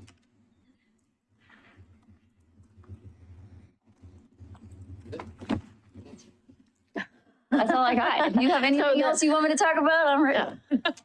So yeah, the property, I mean, for people watching and who didn't read our packet, the property is meaning we have to buy both an easement and an actual purchase of a piece of property from the Union Pacific Railroad, which has been a long negotiation. And so congratulations, Jennifer, on getting us to this point. Any questions from anyone? I think this wins is the hardest project we've had to lift. And I don't mean like in terms of difficulty or complexity, just getting it out the door. This has been the hardest one for us to get because of the railroad. So I really appreciate Jen sticking with it. All right. Well, if there are no questions, I would entertain a motion. So moved. Well, I second. do we need her to read the, no? Oh. You need her to read the script. Yes. Yes. I thought so. To confirm what the motion is, we need Yeah, to. because we haven't had them. Yeah, right. All right. Well, give me a minute then. It's page 6. Business item 7. Yeah. Okay. Well then, I move to approve the resolution authorizing the acquisition of property and easements from the Union Pacific Railroad Company. I second. It's been moved and seconded to approve the resolution authorizing the acquisition of property and easements from the Union Pacific Railroad Company. All those in favor say aye. Aye. Aye. Aye. Opposed? Say no. None heard. It passes unanimously. Thank you. All right, we're going to go into a public hearing, but I think we probably ought to take a break first. So let's take a break and come back at 10 till, just a short break. Thanks.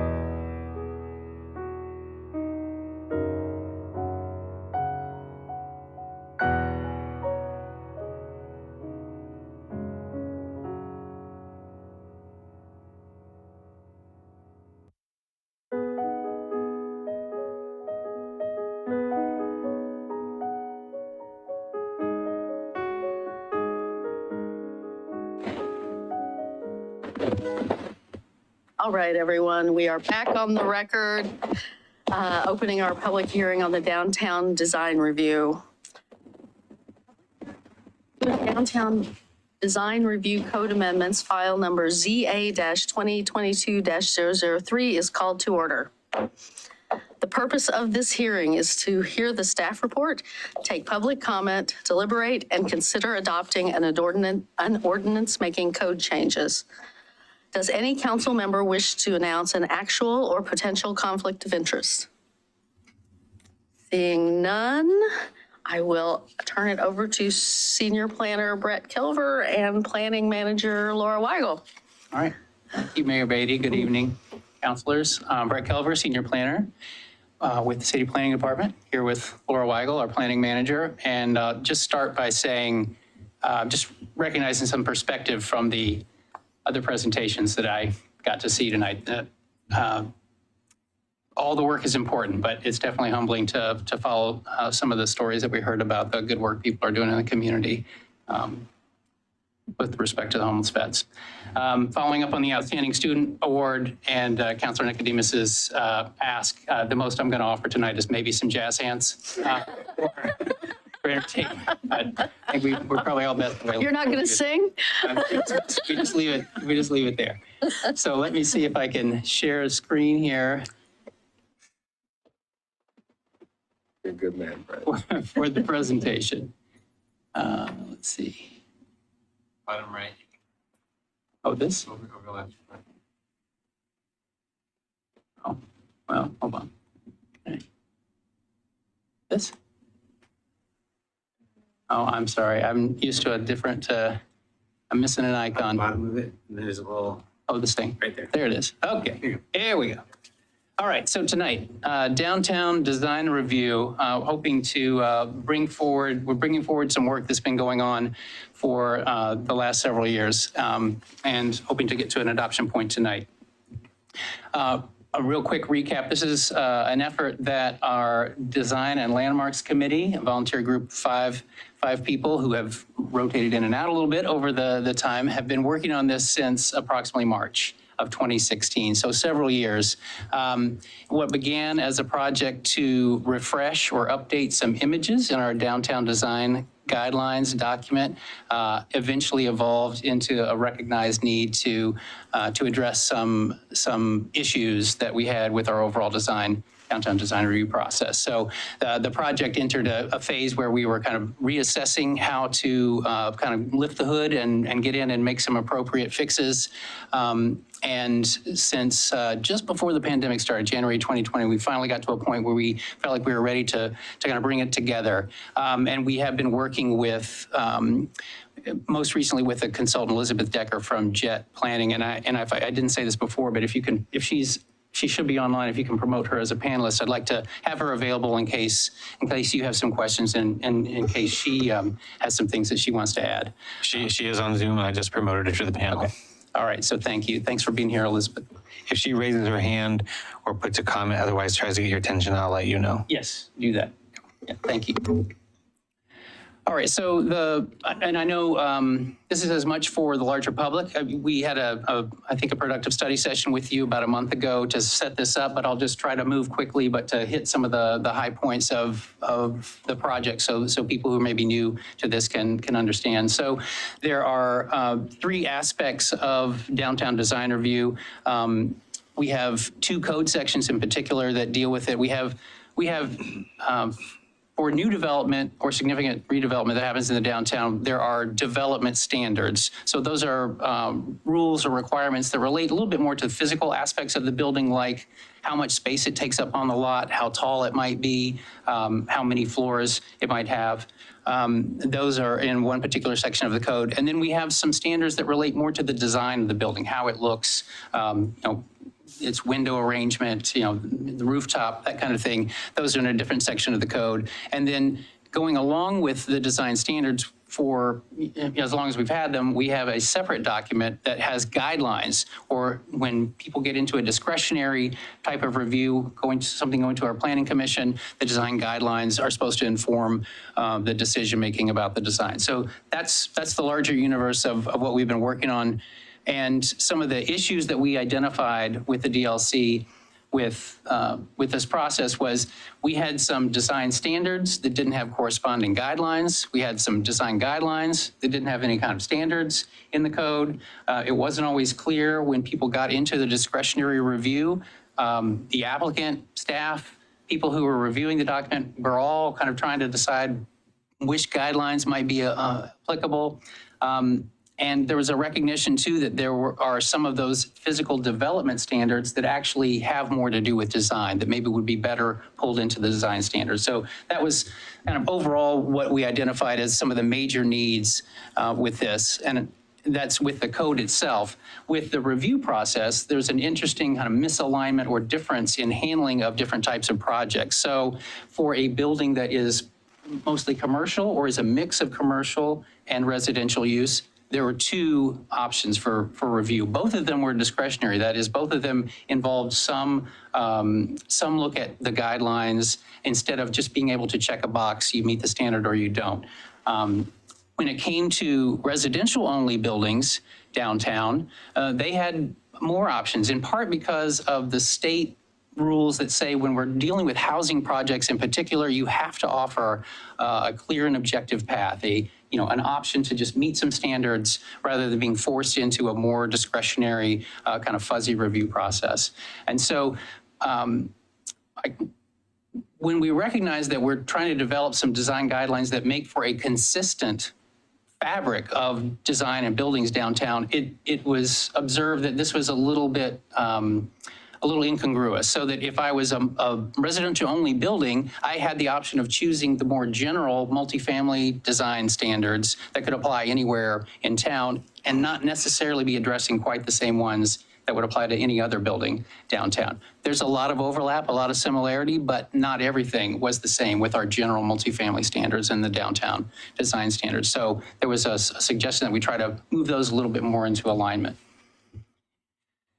An overview of some of the solutions that the DLC came up with were, we're looking at three different sections of the code that relate to the downtown development standards, the design standards, and just the overall review process, trying to realign things, fill in gaps, and pull everything into the code instead of having this separate outside of the code document with design guidelines, just so everything would be in one place and much more sensible and easy to find for everyone, and to just better connect.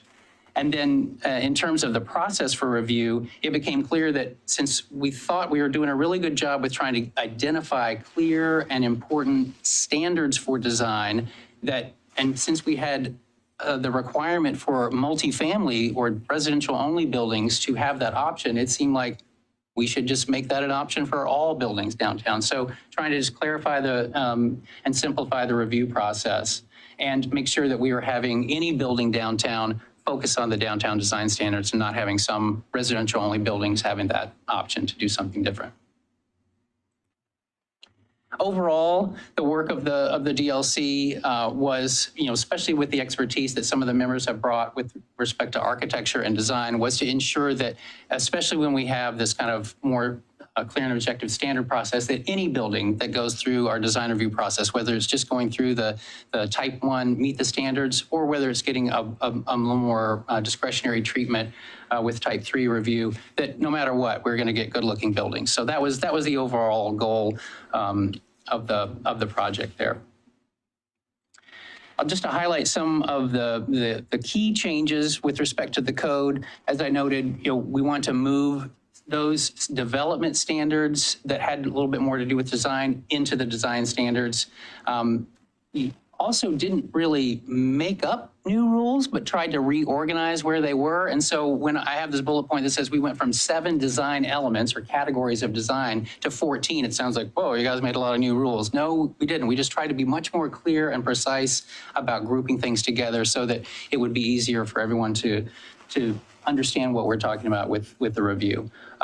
Took an opportunity to to build on a thing that happened with the Axle Tree project where there was a large blank wall and kind of use that as an example to put in a standard to require that when a blank wall could be visible from the street, that we give an option for either a public art mural or some kind of green landscaping treatment, recognizing that development may take a little time to fill in some of those gaps. And then kind of hearkening back to the spirit of the original intent of the project, which was image focused, we were also taking the opportunity to update some of the graphics that are in the code to make them a little more clear and user friendly. This is just a quick shot of the list of the 14 kind of new, quote, new design elements and how they're organized. And then, like I said, with the review process, the central changes that we made were just making sure that any residential only building that is being constructed in downtown will focus on the design elements for downtown. And then overall, like I said, allowing the clear and objective path as well as a discretionary path for any kind of building, whether it's residential only or not. We also took the opportunity, as we do with any code change, to make some little tweaks, things that, you know, their wording changes, getting out those shalls from the code language, and fixing a few things that that weren't really policy issues so much as just trying to make sure there's consistency with the code. One thing I'll note, there was a question at our study session about the limit on daycare size in the downtown. And that prompted us to do a little bit of quick research and recognize that there is a state law that says you can't limit daycare use any more than any other land use in a zone. And so the for now fix, absent a larger policy discussion about is there a right size number, we're suggesting that we add the daycare use to the list of some other commercial uses that are limited to 20,000 square feet on the ground floor there. So that may not be really the right best number overall, but it seems like we, you know, just to make our code compliant in a state law way, it seemed like a reasonable fix. And just to summarize, you know, we did go through the standard legislative process, you know, which we're near the end of now. The Planning Commission had a work session and an extended public hearing about this. And in January, they voted to recommend approval of these amendments. And that's our recommendation to you tonight, is that you adopt the amendments. We did, there's one small attachment 3 in the packet. In response to some of the discussion that we had at the work session, we talked a little bit about providing a public notice, like an informational notice for new buildings that come in downtown. Since they are significant, the thought was that we should just provide some kind of public notice, and that's what that language in attachment 3 is about, as well as showing you where we would put the daycare change. So if you do decide to adopt the package, we'll ask you to remember to acknowledge that attachment and pull it in. So with that, and here's a quick view of it. I'm not sure how legible it is on the screen, but just showing you, we just listed the 3 sections of code that were affected by some of those things that came up from our last discussion. So in terms of decision-making options, you know, one is to follow the staff recommendation, which is to adopt the amendments that were proposed, in addition to those small revisions that were presented in attachment 3, and adopt the findings in support of approval. Based on your discussion, if you decide you want to make some other revisions, that's an option as well. We just need to make sure we capture that in whatever motions pass and see if there are any adjustments to the findings that need to be made. This is a legislative hearing. There's no 120-day land use clock. So as much as we would like to be finished with this and move on to the other projects that we have, it is an option for you to continue the hearing if you feel like there's more discussion about anything that's needed. So just a real quick reference to the approval criteria for type 5 legislative review. It's basically just demonstrating consistency with various things, the municipal code, our comprehensive plan, metro rules, state law, and any relevant federal regulations. So with that in mind, I think I'll just ask if you have any questions. I've kind of rolled through quickly, and I don't know if there's any hand raising from Elizabeth wanting to jump in and correct or clarify anything I've said, but I want to make sure there's an opportunity for that, as well as to entertain any questions you might have. Elizabeth does not have her hand raised. So we got some comments from someone who's here tonight to comment just after we'd already started our study session. So I doubt that or our work session. So I doubt that any of us have been able to really absorb them, but they are about the public art piece. And can you talk a little bit about the blank wall issue and how often it arises and what the solutions for it are in the code that is drafted? Right.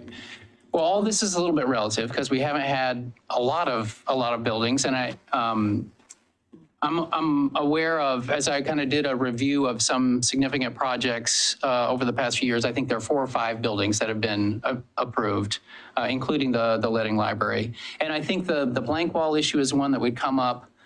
It came up in the context of the Axle Tree site, in part because where it's kind of it's not entirely an interior lot, but it has an interior side.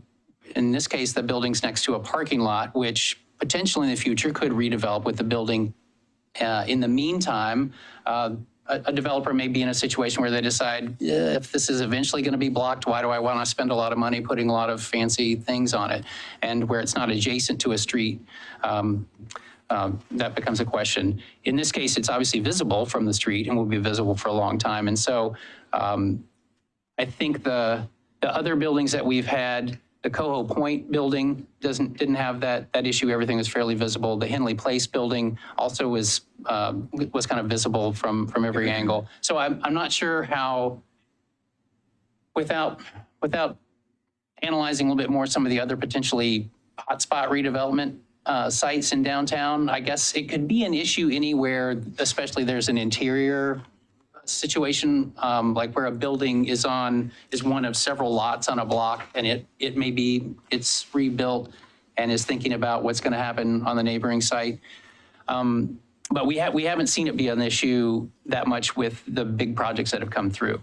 The way it would work is it's set up so that where there are, where there's a street visible facade, some of the standards related to how much window or transparency there needs to be in the building. And I guess the code standard says if you have more than a certain number of square feet of blank wall, that is, there are no openings, no windows or doors, then the options that you have, since you're not going to meet that standard of not having a certain amount of blank wall, are either 1, to provide a public art mural, or 2, to provide some kind of a green wall or kind of a vertical landscaping, something like that. So in that case, it's putting out as an option for meeting a standard, a certain one of the options is a public art type of requirement, that is a public art mural. It's pretty specific. It's just a mural, not a bunch of other art kinds of media that you could do. But does that explain a little bit about how it would work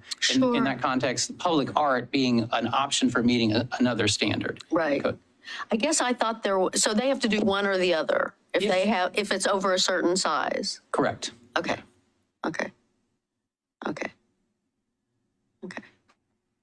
Now that's helpful. I thought that, I thought I'd read more of if it's this size, it's this, and if it's this size, it's this. No, it's just public art or green wall. I mean, mural or green wall. Right. Right. First option is don't provide so much blank wall. Mm-hmm. But if you are going to do that for whatever reason, and recognizing there may be some legitimate ones, again, depending on what you think is going to happen next door, then the options are to treat it in a way that will make it more appealing. And one option, a mural, or another option, landscaping. That's how you would meet the standard. Okay. And if somebody does a mural, they have to go through, after this, they have to go through the arts committee for approval of their mural? I think the way the code is worded, that if they choose that option, it kind of directs them to that title of the code that focuses on the process for a public art mural. Okay. Other questions from folks? I'm just going, maybe this is for when we discuss things, but what was because this was on the 14th, right, when we had that study session about design? What was the reason that we couldn't require public art again? Why couldn't we require it as part of it instead of being in lieu of? Why can't it be a standard? Right. So This was a focus of discussion and especially of the January 24th hearing that the Planning Commission had. So the staff report there had a lot of information about it. And I guess to summarize, the understandable desire of some of the planning commissioners was to establish, if possible, a requirement for public art with new development. So that is, I'm building a new building, and not only am I having to show you that I've got this, percentage of windows, or my building corner does this, but that I'm also offering some public art. It's a requirement to get through the review. And there were a number of issues when we took some time to look into that. One is that, I think a primary one is that since we're trying to, and required to, at least for residential only buildings, provide a clear and objective path where there is no discretion, you meet the standard or you don't, as well as a discretionary one, that art by its nature is very discretionary. It's hard to define in a way that that seems like it would be meaningful or appreciated by what the intent would be of the community. That is, it's one thing to say if you need to provide 25% of your wall face needs to be windows. And it's another thing to say you need to provide a 10 square foot mural, whatever you want, defining it however you want.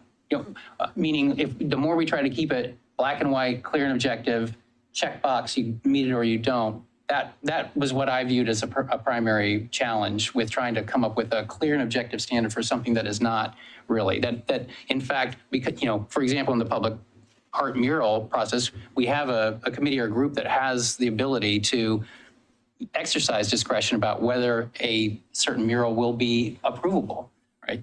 And so we wouldn't really be able to do that in a clear and objective way for art. In addition to, there were some legal questions about whether it might constitute a taking or, to essentially require a property owner to kind of give over some portion of their building for this public purpose without compensating them somehow.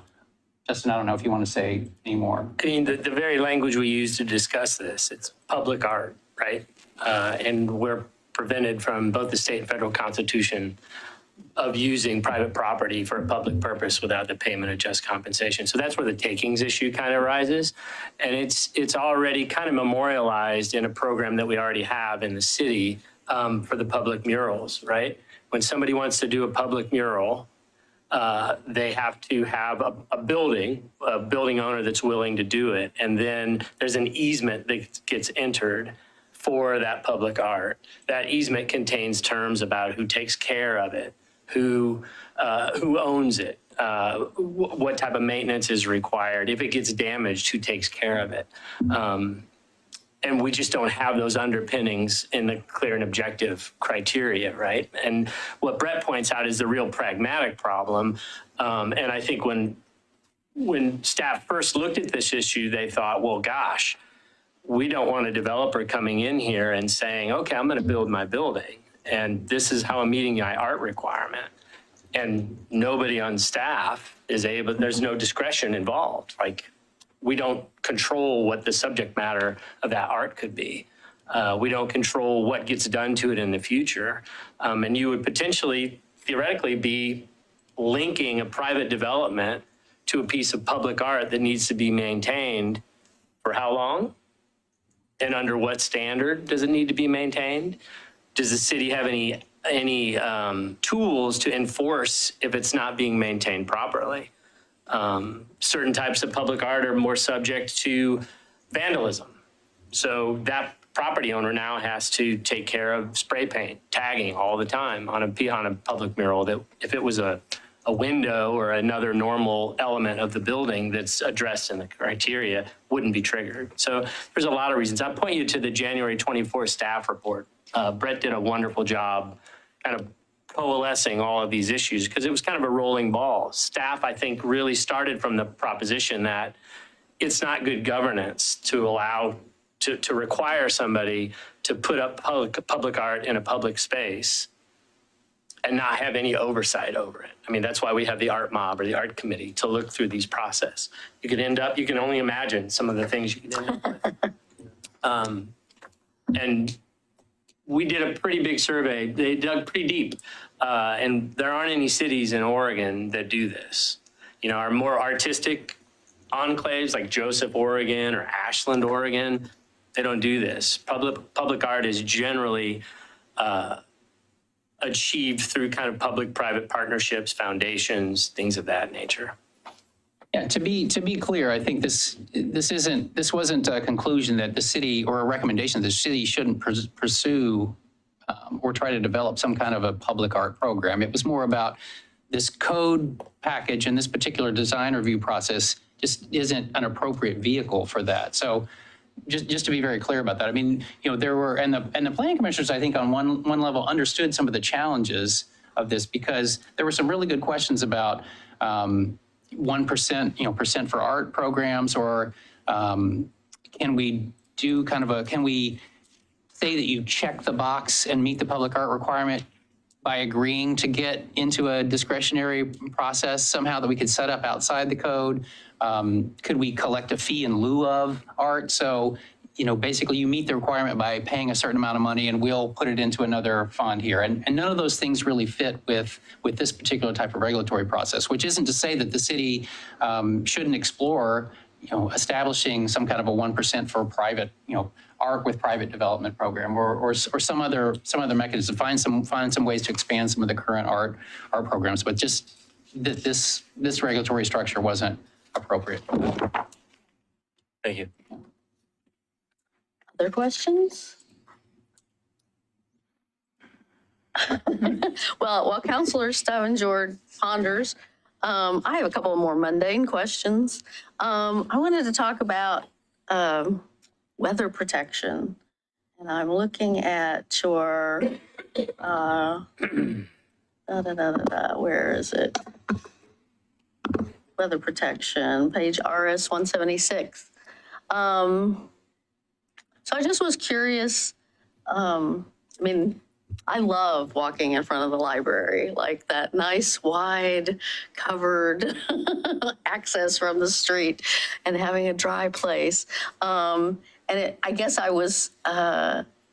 thought this was a little more equivocal than maybe I expected to see. And I wondered,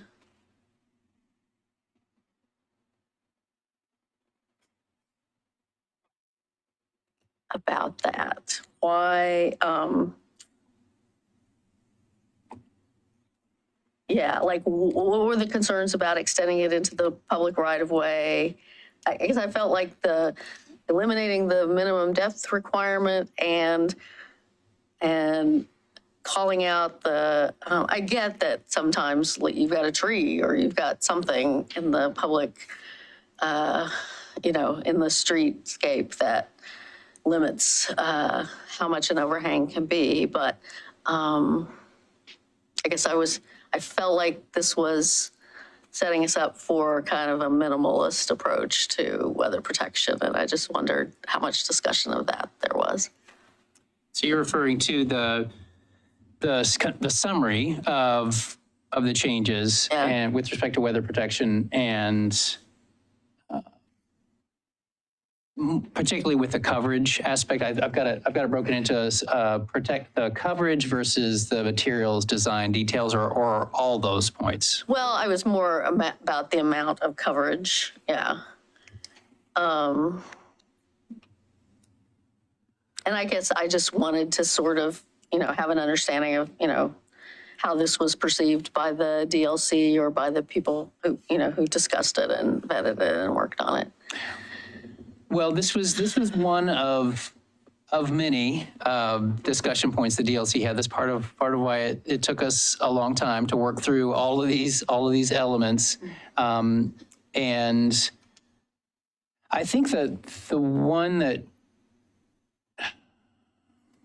kind of stands out the most, I guess, is the 3-foot minimum depth requirement for recesses and the suggestion to keep it general. And I don't recall offhand, maybe Elizabeth will have a little different memory or better memory of this, like what some of the specific discussion was about that. But there's some recognition that, you know, there are many places where the design elements overlap. So the requirement to provide some articulation along the front of a building where you needed to show some distinct bays, or kind of push the building back periodically to provide a little more interest for the pedestrian at that level. I think that my best memory of that would just be that the sense of the group with their architectural experience and understanding was that it would be better to not have that minimum requirement and to allow developers and designers to work with some of those other intersecting elements. And that you could kind of let some of the other design elements work with that as well. Elizabeth has her hand raised. All right, Elizabeth. Yes, thank you. Good evening, Mayor, members of the City Council. Elizabeth Decker with Jet Planning. And to weigh in on the weather protection, the key there is we really simplified the way the standards are written, but it does not result in a net decrease in the amount of weather protection required. The current requirement is that that you can use recesses, canopies, marquees, or other awnings, other types of things, and that they have to project at least 4 feet over the pedestrian area, or I'm sorry, let me read this again. The current standard is at least 4 feet, but no more than 6 feet. And then there's the 3-foot standard that's separate for the recesses. And the way that the proposed code is written is it simply brings all of those elements together and says that they have to provide coverage of at least 4 feet, at least 4 feet wide. And then we eliminated the maximum. So it could be more than 4 feet. It could be 6 feet. Right now there's a maximum of 6 feet. It could be more than that. Under the proposed code, we left that open. I'm also a fan of, having a nice continuous coverage in front of a building where you're walking. And we adjusted how much of that could project into the public right-of-way in consultation with Public Works staff to make sure that we weren't causing conflicts with elements like you mentioned, like trees, other overhangs. And so although any of these elements can only project up to 4 feet into the right-of-way, they could extend further onto the private property so that the portion over the public sidewalk and on private property could in total exceed 4 feet. So there's no net decrease in how much weather protection is required, just a little bit simplified the way that it all comes together. That's well said. Thank you. Thank you. Yeah, thank you. That was helpful. Okay, my other question was, I saw the thing in there about making the minimum first floor going from 14 feet to 15 feet. I already feel like our first floors, especially when the buildings sit empty, like Axle Tree, feel like they're so high. So can you explain what prompted the thought that we needed to require? I could see letting the maximum, be flexible, but I guess I wondered why you thought what the thinking was for why the minimum needed to be larger. I'm going to start an answer to that as a way of buying a little time for Elizabeth to weigh in with probably a more convincing answer. But just to say, I think this may have also been a case where there was some recognition that maybe the way may have had to do with the way that space was defined from like the floor to the ceiling, or a recognition that there are sometimes there's a need for some ventilation equipment or something like that. Something about that HVAC or. I think the sense was that just making it cleaner and clearer to fit all that in there. I'll ask Elizabeth if she can give a more convincing or clear answer about that. Yeah, certainly. Thank you, Brett. But I think HVAC is definitely part of the answer. This was one where we relied on our technical expertise of our DLC members. And so part of this was feedback from the architects on that group that 15 feet is really what was necessary in order to have room for those ventilation systems. Once you get the different ceiling panel elements in, that was really what they recommended for a feasible ground floor commercial use. And I certainly feel you on seeing those ground floor spaces that are mandated to meet these commercial standards, and seeing them sit empty is really challenging. But you know, this is one of those things that it's virtually impossible to go back and retrofit later to increase the first floor, the first floor height. And so getting that standard in place now to protect that flexibility over time will just ensure that new buildings can continue to adapt to downtown, hopefully for decades, possibly the next century. We'll see. So. Okay. All right. Yeah, thanks. Thank you.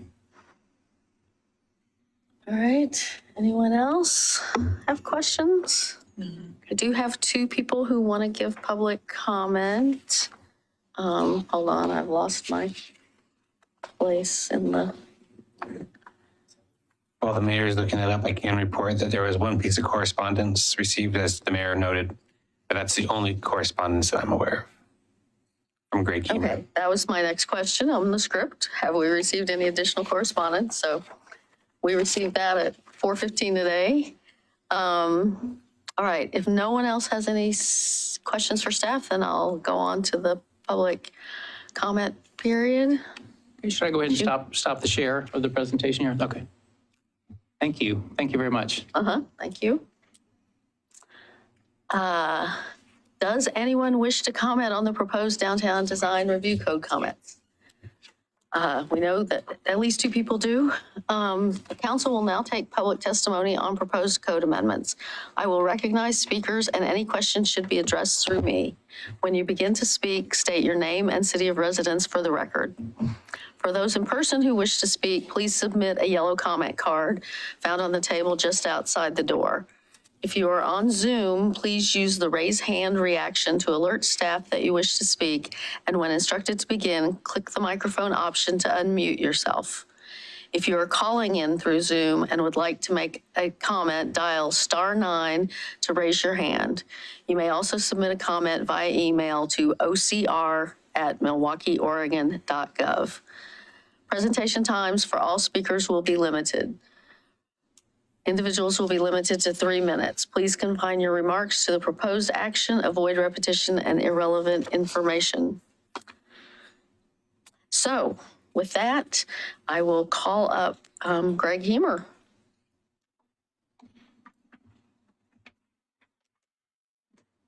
Do you know how to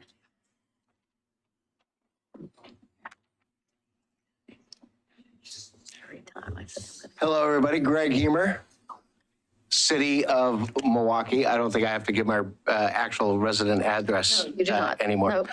So You can say your neighborhood. Linwood, NDA, the best with the most amount of volunteers of the year so far out of there. Dear Mayor, City Councilors, City Manager, Planning Staff, and fellow residents, as a resident of Milwaukie and a continual advocate for the growth and resiliency of downtown Milwaukie, I am concerned that passing this ordinance without a substantial art component will diminish our goals of making downtown the living room of Milwaukie. As was stated at an earlier planning commission meeting, an art program in the built environment would certainly not exist if this ordinance passes as it is. We, the residents of Milwaukie, expect our downtown not only to function, be viable, draw visitors, but also add picturesque value, pleasing to the eye and honoring our past and current people, places, and things. It is time to add art into our built environment as a requirement in a clear path and development. Since I'm now limited to about a minute and a half, you all received how I would write the code. They talk about public art. It is not public art. It is art in the built environment that the public can see. So we need to be constricted to what we can demand as a design standard: screening, sidewalks, cornices. All we have to do is have an artist design it, contract it, and build it. I don't want to hear the excuse that our planning department does not want to be judge, jury, or executioner. Art is art. It is not their goal to describe what art is. It is not anybody's goal to describe what art is, but if an artist produces it, it is art. And the way that we encapsulate that to our public is that with our sign code that already allows a bronze statue of either 12 by 16 or 16 by 16, placard either onto the wall or onto the sidewalk, could actually explain what that art means, which not only adds value to our current residents, our residents that have been living here for a long time, or for the future residents that have no understanding the depth that their community has to them. This does not have to be decided tonight. There is no time limit for anything. I ask you to push back onto the city staff. I love our planning staff to death, but push back on them and not call it public art, but art in the built environment that the public can see. With my suggestions that I put into there, and you can see that our comprehensive plan certainly demands it. And your art in the public realm that, no, I'm sorry, art in the private realm that the public can see would not have any reviewing body?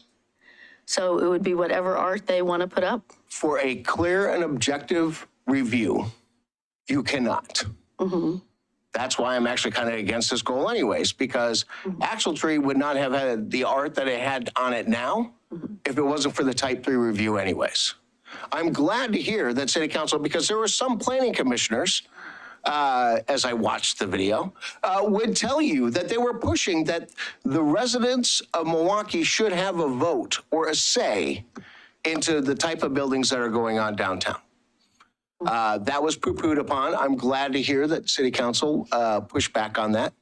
And I'm asking you to also push back onto this because it is art in the built environment that the public can view. And if you're scared about what an artist is going to produce with an explanation of what they're going to produce, then what is art? What is art? Okay. Thank you. Thank you.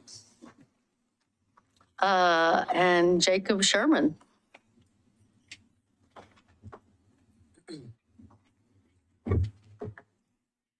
Please state your name and neighborhood for the record. Yeah. Good evening, Mayor Beatty and city councilors.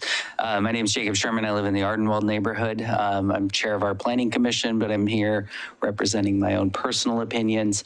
Although would certainly remind you of the letter, the Valentine's Day letter that the planning commission sent you all on Valentine's Day, stating our desire to see more artistic elements integrated into the built environment in downtown Milwaukie. I really want to acknowledge the hard work of staff on this. We kind of postponed the discussion of moving this package forward back in November as additional research was done and as was talked about tonight. Also appreciate the opportunity to kind of challenge me to think more about how we could integrate some of this into the proposal in front of you today. And I think I have kind of maybe 3 specific solutions that I'd recommend. First, in kind of the building entrances section of the code, I think we could include more language about artistic elements included in building entrances or in and around building entrances. In the on RS 85 of our packet, there's also talk about corners, and in 6 sub C, it actually talks about enhanced pedestrian amenities such as garbage cans and street seats, and I think we could include more artistic elements there as well. And on RS 97 of the package talks about plazas and usable open space. I think it's worth noting that artistic elements are actually already included there and could probably be enhanced even more. And I don't know if this would go as far as achieving the outcome or vision of Commissioner Hemer, but I think a lot of this could suffice in helping make some real tangible improvements for including more artistic elements arts in the built environment.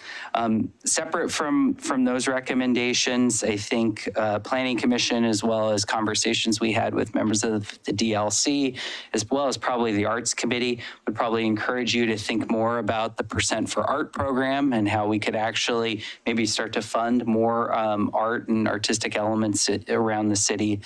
And finally, while I haven't had the opportunity to see the attachment 3 about the proposed informational notice on new development, this was something the Planning Commission also talked about, and I would say that I'm very strongly in support of that. I think that that informational notice should make sure that it's on the website, should make sure that it's available for all community members, not just those living around downtown, because I think the entire city cares about what's occurring kind of in and around the city. So thanks very much. Happy to take any questions. Appreciate your time. You're very good at your timing, Mr. Sherman. Could you repeat the page numbers for what you were talking about? Yeah, so on RS 82 is the section of code about building entrances. RS 85 is about corners, building corners. And RS 97 is plazas and usable open space. And when you say artistic elements,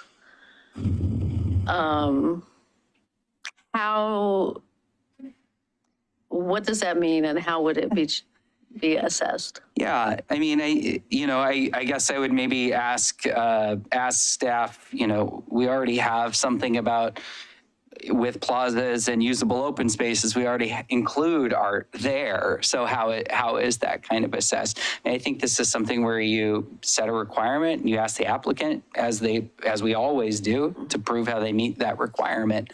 I don't think we need to evaluate the quality of that artistic element or feature, but we have a very creative and talented architectural and artistic community that I think could meet many of these goals, and probably aren't going to propose outlandish things, because I know the city can find some other way to, stop things from moving forward if we really wanted to. Any other questions for Mr. Sherman? Yeah, thanks, Jacob and Greg. You're representing yourself rather than the Planning Commission, is that correct? Correct. Yeah. Although Planning Commission talked, pretty thoroughly about this. You were on commission at the time. This goes way back. It just keeps hanging on. So when this proposal came forward, did the Planning Commission? I'm assuming the Planning Commission approved this. Is that correct? Yeah, Planning Commission. We actually. Back in November of 22, motion to continue the hearing so that we could look at this some more. And then when it came back around in January, I think there was some members who were maybe ready to vote not to recommend things forward. But we decided to vote to recommend to move it forward and also write City Council a letter, which I referred to as our Valentine's Day letter. Unfortunately, we didn't have as much time as we'd hoped to confer with the Art Committee and the DLC. We were planning on a kind of a joint letter between those different bodies. So I just wrote that on behalf of the Planning Commission to you all, kind of expressing this desire that we think about this more. And I think some of this is because, as Commissioner Heemer mentioned back in our November hearing, community members have been talking about topics of art in the community for decades. And this, we think represents a critical opportunity that, once it's sailed, our planning staff who have limited resources are going to move on to the next project. We all know what that work plan looks like, and we probably won't come back and make changes to this for another 10, 20 years. So I think this is why we're hoping to spend a little bit more time on this, thinking about maybe some of those solutions-oriented approaches that I kind of proposed, of where we could maybe make some minor tweaks that would get to a better outcome in the long term. Thank you. You mentioned the 1% for art idea. Have you had any conversations with the Arts Committee? I personally haven't had any conversations with them about that topic, and recognize that's very much outside of the scope of Planning Commission, but is definitely relevant for conversation for you all. Yeah, just, okay. Thank you. Any other questions for Mr. Sherman? All right, thank you. Thank you. Thank you. Anybody online, Mr. Stauffer? Nobody online, chomping at the bit to comment. Okay. So I guess oh, wait. Okay, does staff have any response to the testimony? And I guess I will just say by way of background, I was sort of tangentially involved with the first, when we got to the mural, when the city wanted to do murals and did public art, did a % for art in public buildings, in the city's own buildings, or a 0.5% maybe is what we settled on. And I mean, it was always recognized as a conversation that we should be that we should have at some point about the broader, commitment to art and private building as well. And that was probably about a decade ago. Yeah.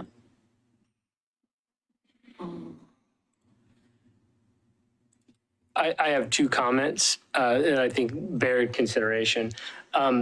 Why staff kind of determined that this might not be the proper vehicle for this, and Brett has used this term a lot, but I want to add some emphasis to it. It's clear and objective criteria.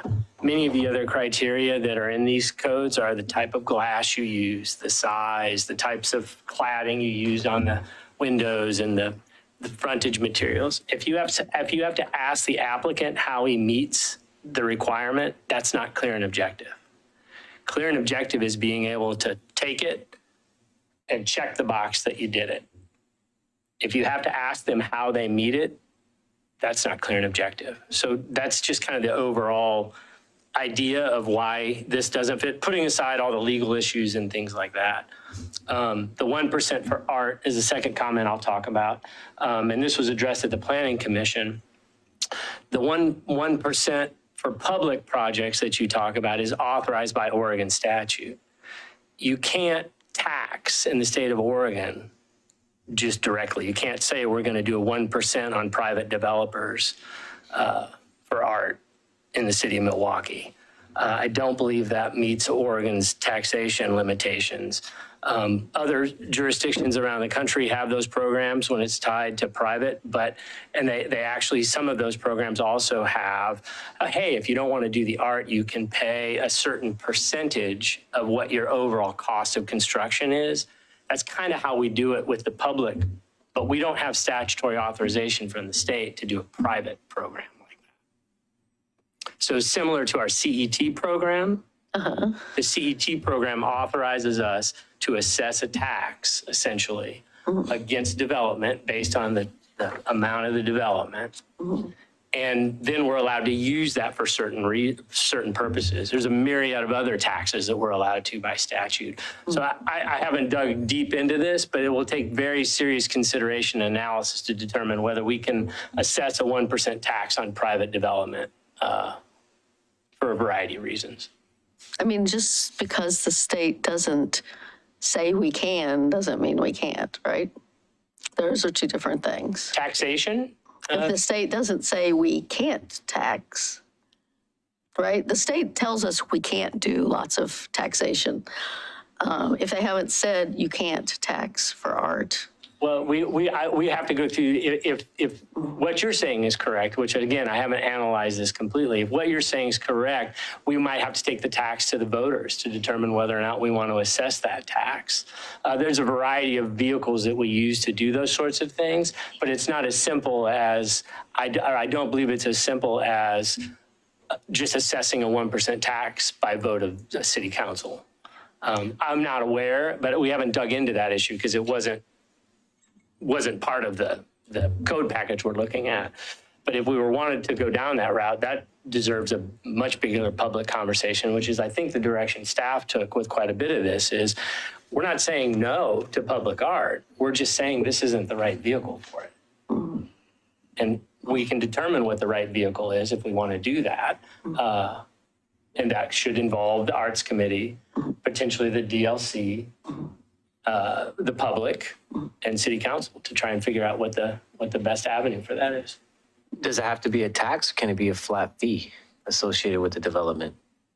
Well, the fees and you have to, there's some, a fee is usually tied to a service of some sort. So I don't know necessarily that you could categorize it as a fee unless you have, you know, one of the questions was, could we do a fee lock program like we do for frontage improvements? But the problem with that, with this particular requirement, is that we don't have a program that takes those funds in and allocates it equitably to figure out where we spend that money. We have a fee associated per square foot for frontage improvements, right? So when you build a building, you know you're going to have to build half-street frontage improvements of a certain length, and it's going to cost you X amount of dollars per foot. How do you assess that value on something as subjective as art?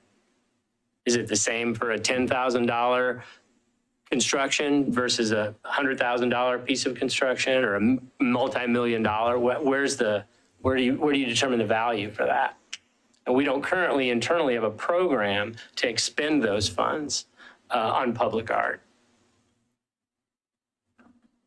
And so these are sorts of the ideas. There's several different realms of law and policy that are all kind of intersecting here to try to figure out what it is. And staff spent a significant amount of time looking at other jurisdictions to try to figure out if anybody else has cracked this nut. And we haven't found anybody in the state of Oregon who's cracked this nut before on just a public program from a municipality to require public art. So the information that Mr. Hemer provided in his letter, the outline of how we could do that, is that not?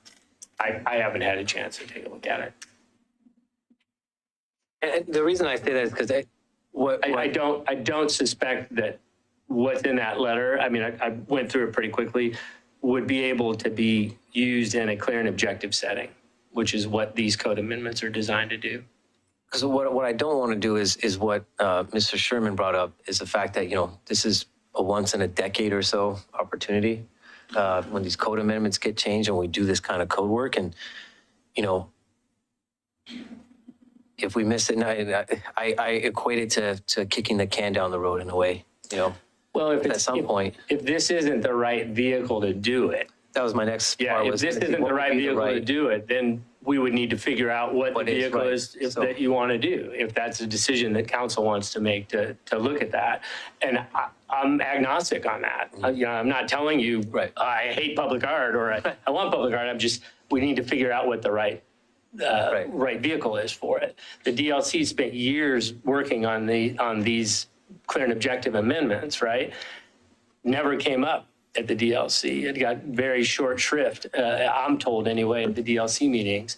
So they haven't analyzed it as to how it would work. So some of the other considerations are, gosh, if we just, you know, duct tape a public art requirement on the back of these requirements, how's that going to impact and mesh with all the other stuff, right? We have to, it always is a disservice, in my opinion, in my experience, to quickly develop code, because we end up having unintended consequences, you know, and I go so far as, when we're talking about code here on the dais, when we start making changes, we pick out a certain piece, I want to toggle that. If we get too far afield, I'm very hesitant to adopt the code right then and just say, as we discussed, because more often than not, we come back to you 2 weeks later and say, oh, we figured out that what you wanted to change impacted 6 other places.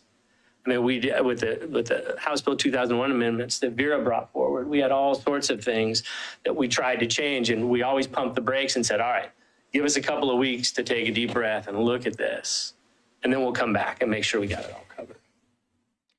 I did just want to add real fast. I appreciate the interest in art. I think it's a passion for most of the people who are here and who care about this, who care about community, I think, including our planners. There was a story over the course of, 20 years about a person who created the Flintstone house on their way in and out of town, and that's what they deemed to be art. The city fought that action in California for the entire time. They went to court back and forth. once you say there's no review process, you just have to know that what is handed to you is handed to you. And it can be, that is a funny example, but it can be pretty painful to community members, and people can be harmed in that process. So that is my bigger concern. It's not whether or not we should do more art and whether or not we should have discussions with the state representative about trying to find ways at the state level to be able to get money towards art. I'm just worried. I think you all want to have some involvement or have the art committee or people that you work with and who you believe have good value for this community helping set what that art should be. So it's just a caution.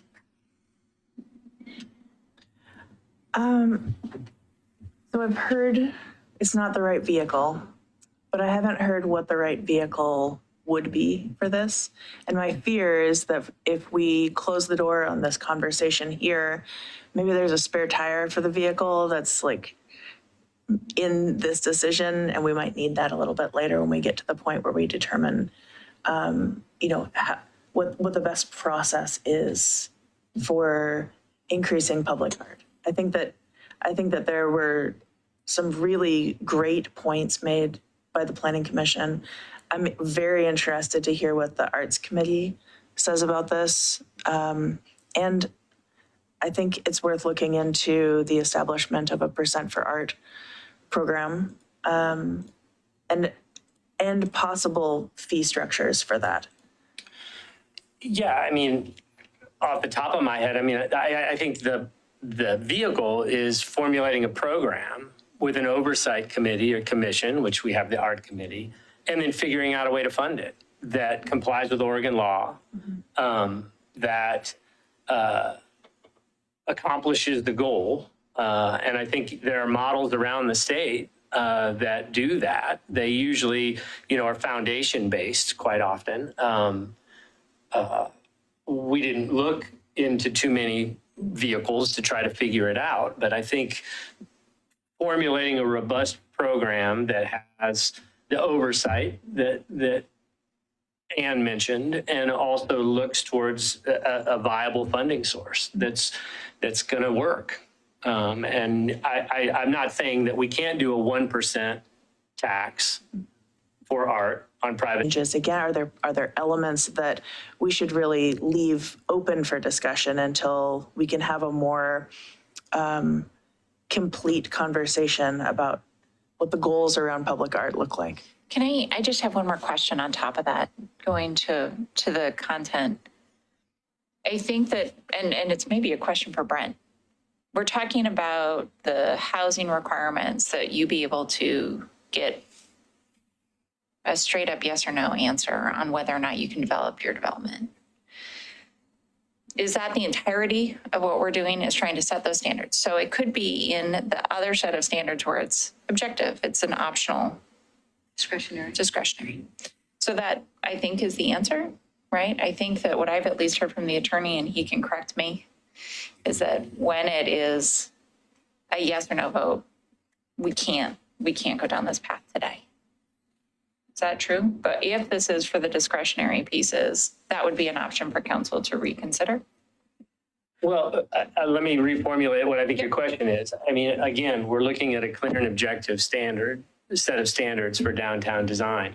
Lots of development in downtown don't meet the clear and objective standards, or they would like to try something different, in which case they come before council and they're in a more discretionary Planning process. Right. But what did I say? Did I say council? Yeah, in front of the planning commission to seek certain variances and things like that. Developing an art program that kind of meshes with that might be one vehicle that we could use for that. I think the thing that started this conversation with staff, I think Ann illustrated it perfectly, is that having no oversight of the content of art in our downtown core could result in some really bad art, and not bad art because I don't like it. I think there's a difference between art I don't like and bad art. I mean, just things that we don't want in our downtown core. Right. Right. And that's only going to happen through a discretionary process. with an oversight body that's assessing what the content of that art is. So yes, we could come back and we could have a discussion. We have the arts committee. We do internal murals now. We've passed an ordinance for 1% for the city facilities. We facilitate those projects today. And I think that that's all viable, right? So adding to it, we can do additional research about whether or not there is a structure by which we could collect money from development. I do want to just make sure I put out there that right now, the CET tax is applied to housing units or any development where they're not offsetting it with some affordable housing, right? So you can choose your path. I think it's an interesting question about whether or not you would want people choosing their path with this, or if you'd want to mandate a percent to go through a process, or if they have to use our committee to go through that process, or whatever that may look like. And then it all comes down to, I'm still not sure you can tax on this, but we could look at it. This is a significant amount of time, and this is in the planning team. So I just want to bring back that we've been having discussions over the last many months about how busy this team is and about what their work plans look like all the way through 2028. So doing this now will just push other things out further, which is great. As long as it's the priority of the council, we're great with it, but just wanted to make sure that that was also clear. Is that fair? It's fair. I guess I would just add that I think that if the council does decide to go down the path of looking into this option of developing what I think is going to be probably a public art program, that would be outside of the scope of these code amendments of the DLC, and that would be a completely separate process. So I would hope that it would be possible that we could move these code amendments forward based on all the work that's been done in the past. And if changes come out of this other process, if you all elect to do that, then we can incorporate those things in the code as we can from a legal standpoint, but that we have worked, the DLC and citizens and community members here have spent a lot of time on this. And I think that it would be an honor to them to honor their work while saying we have this other opportunity, and if council decides to explore that, we can still explore that and incorporate it at some point in time.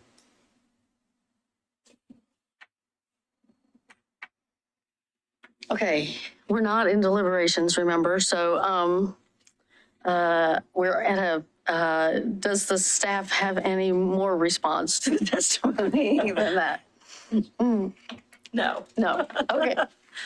Does council have questions for staff? Okay. Yeah, I have a question for Justin. I mean, this one of the presenters described this, and I'm sure I'll not get the correct words right, but art.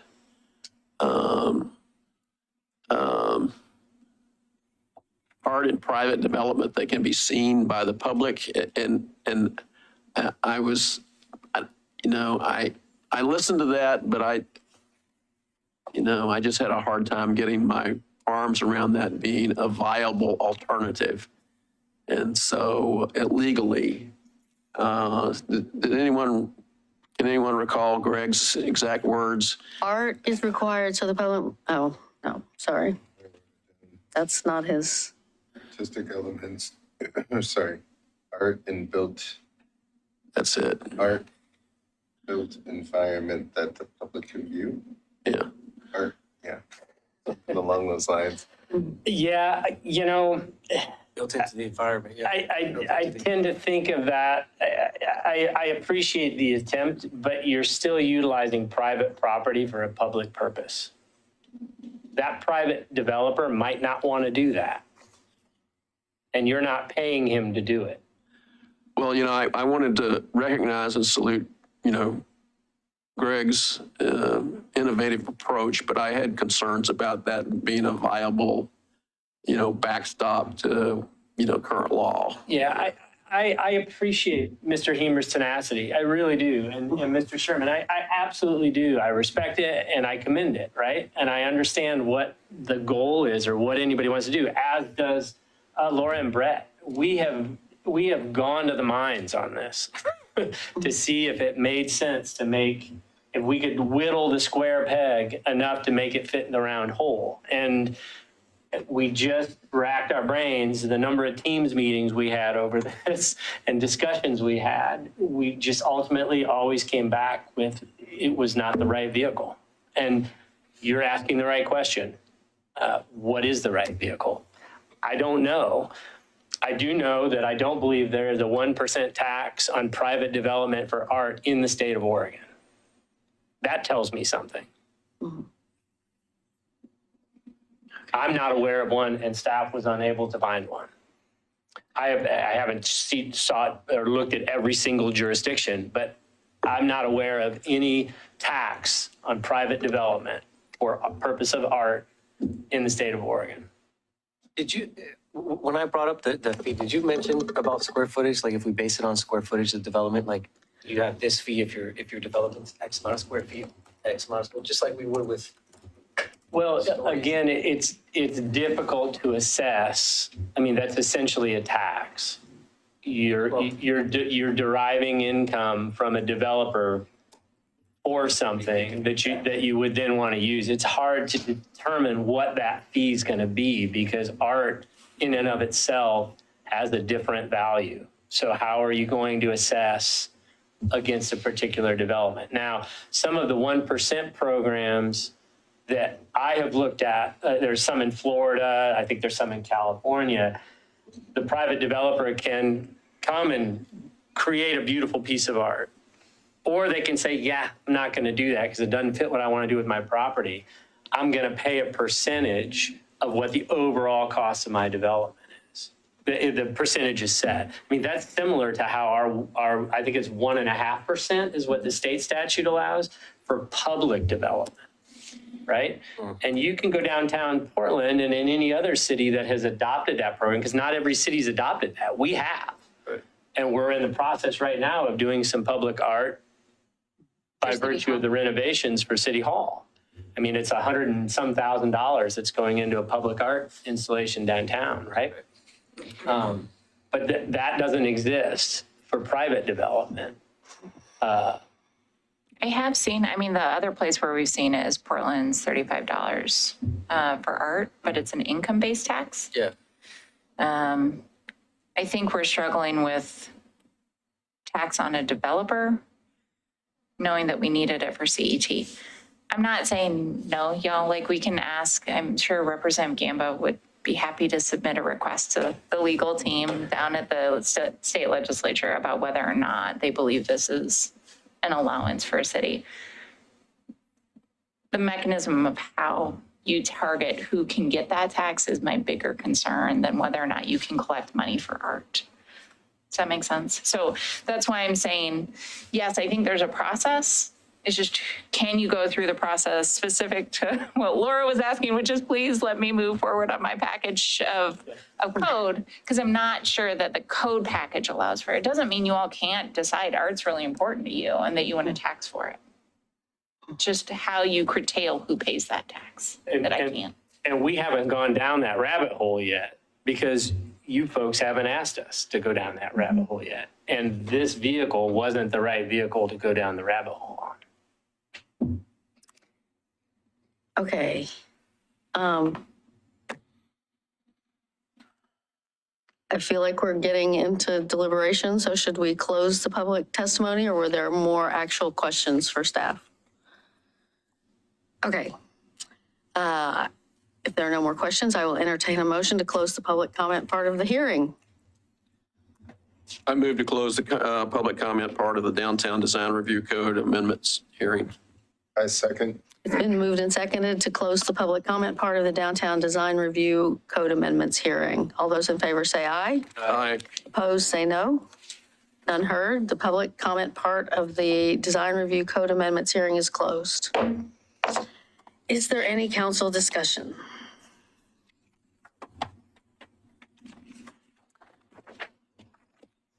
So, I mean, I will just say that it does seem to me that just briefly looking at Mr. Hemer's proposed language, it calls for things like, hold on.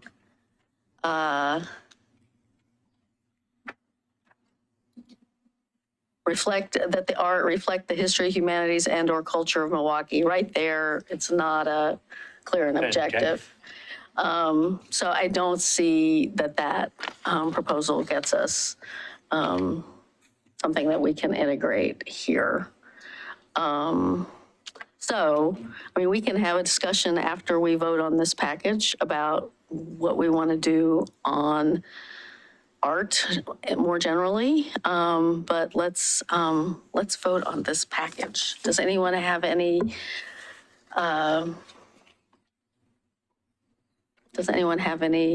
comments or? Well, I mean, you're requesting you're seeking a motion to approve the code. Is that correct?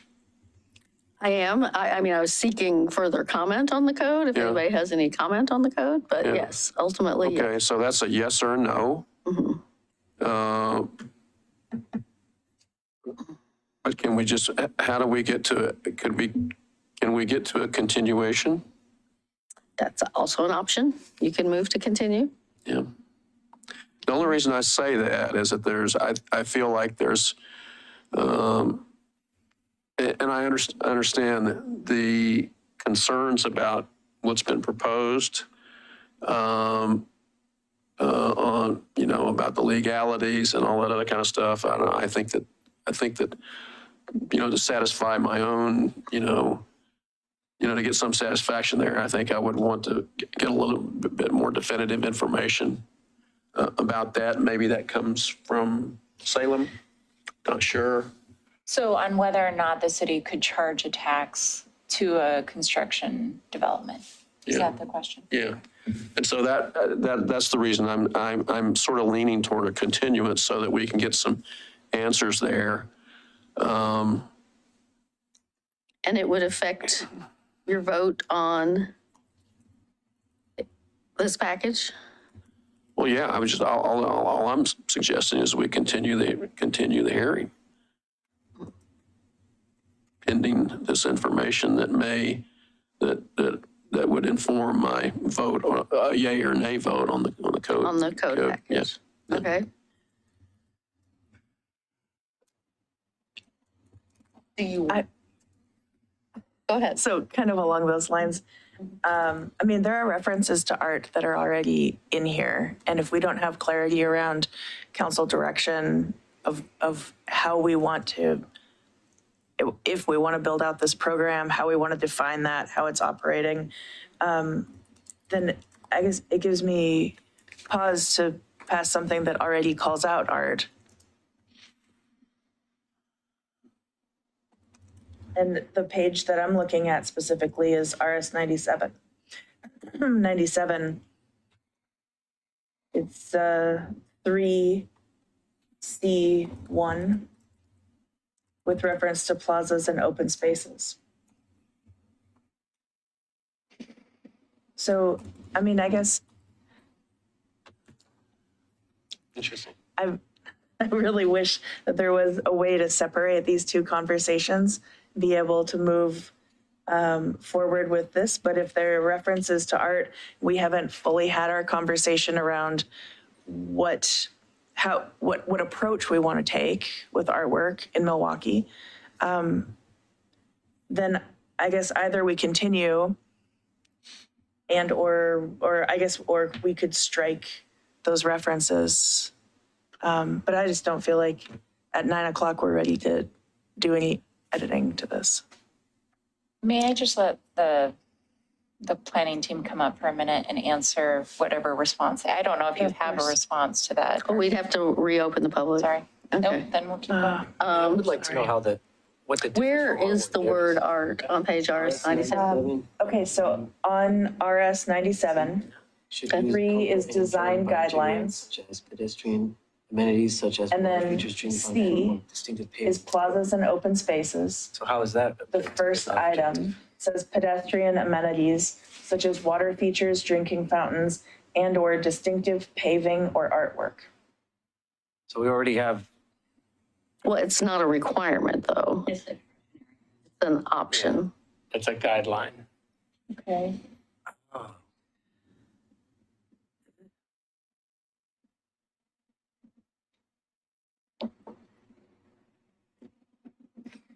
Do you want to reopen the hearing? Must meet the following. Pardon? Do you want to reopen to staff? I'm just, everybody keeps looking at the staff.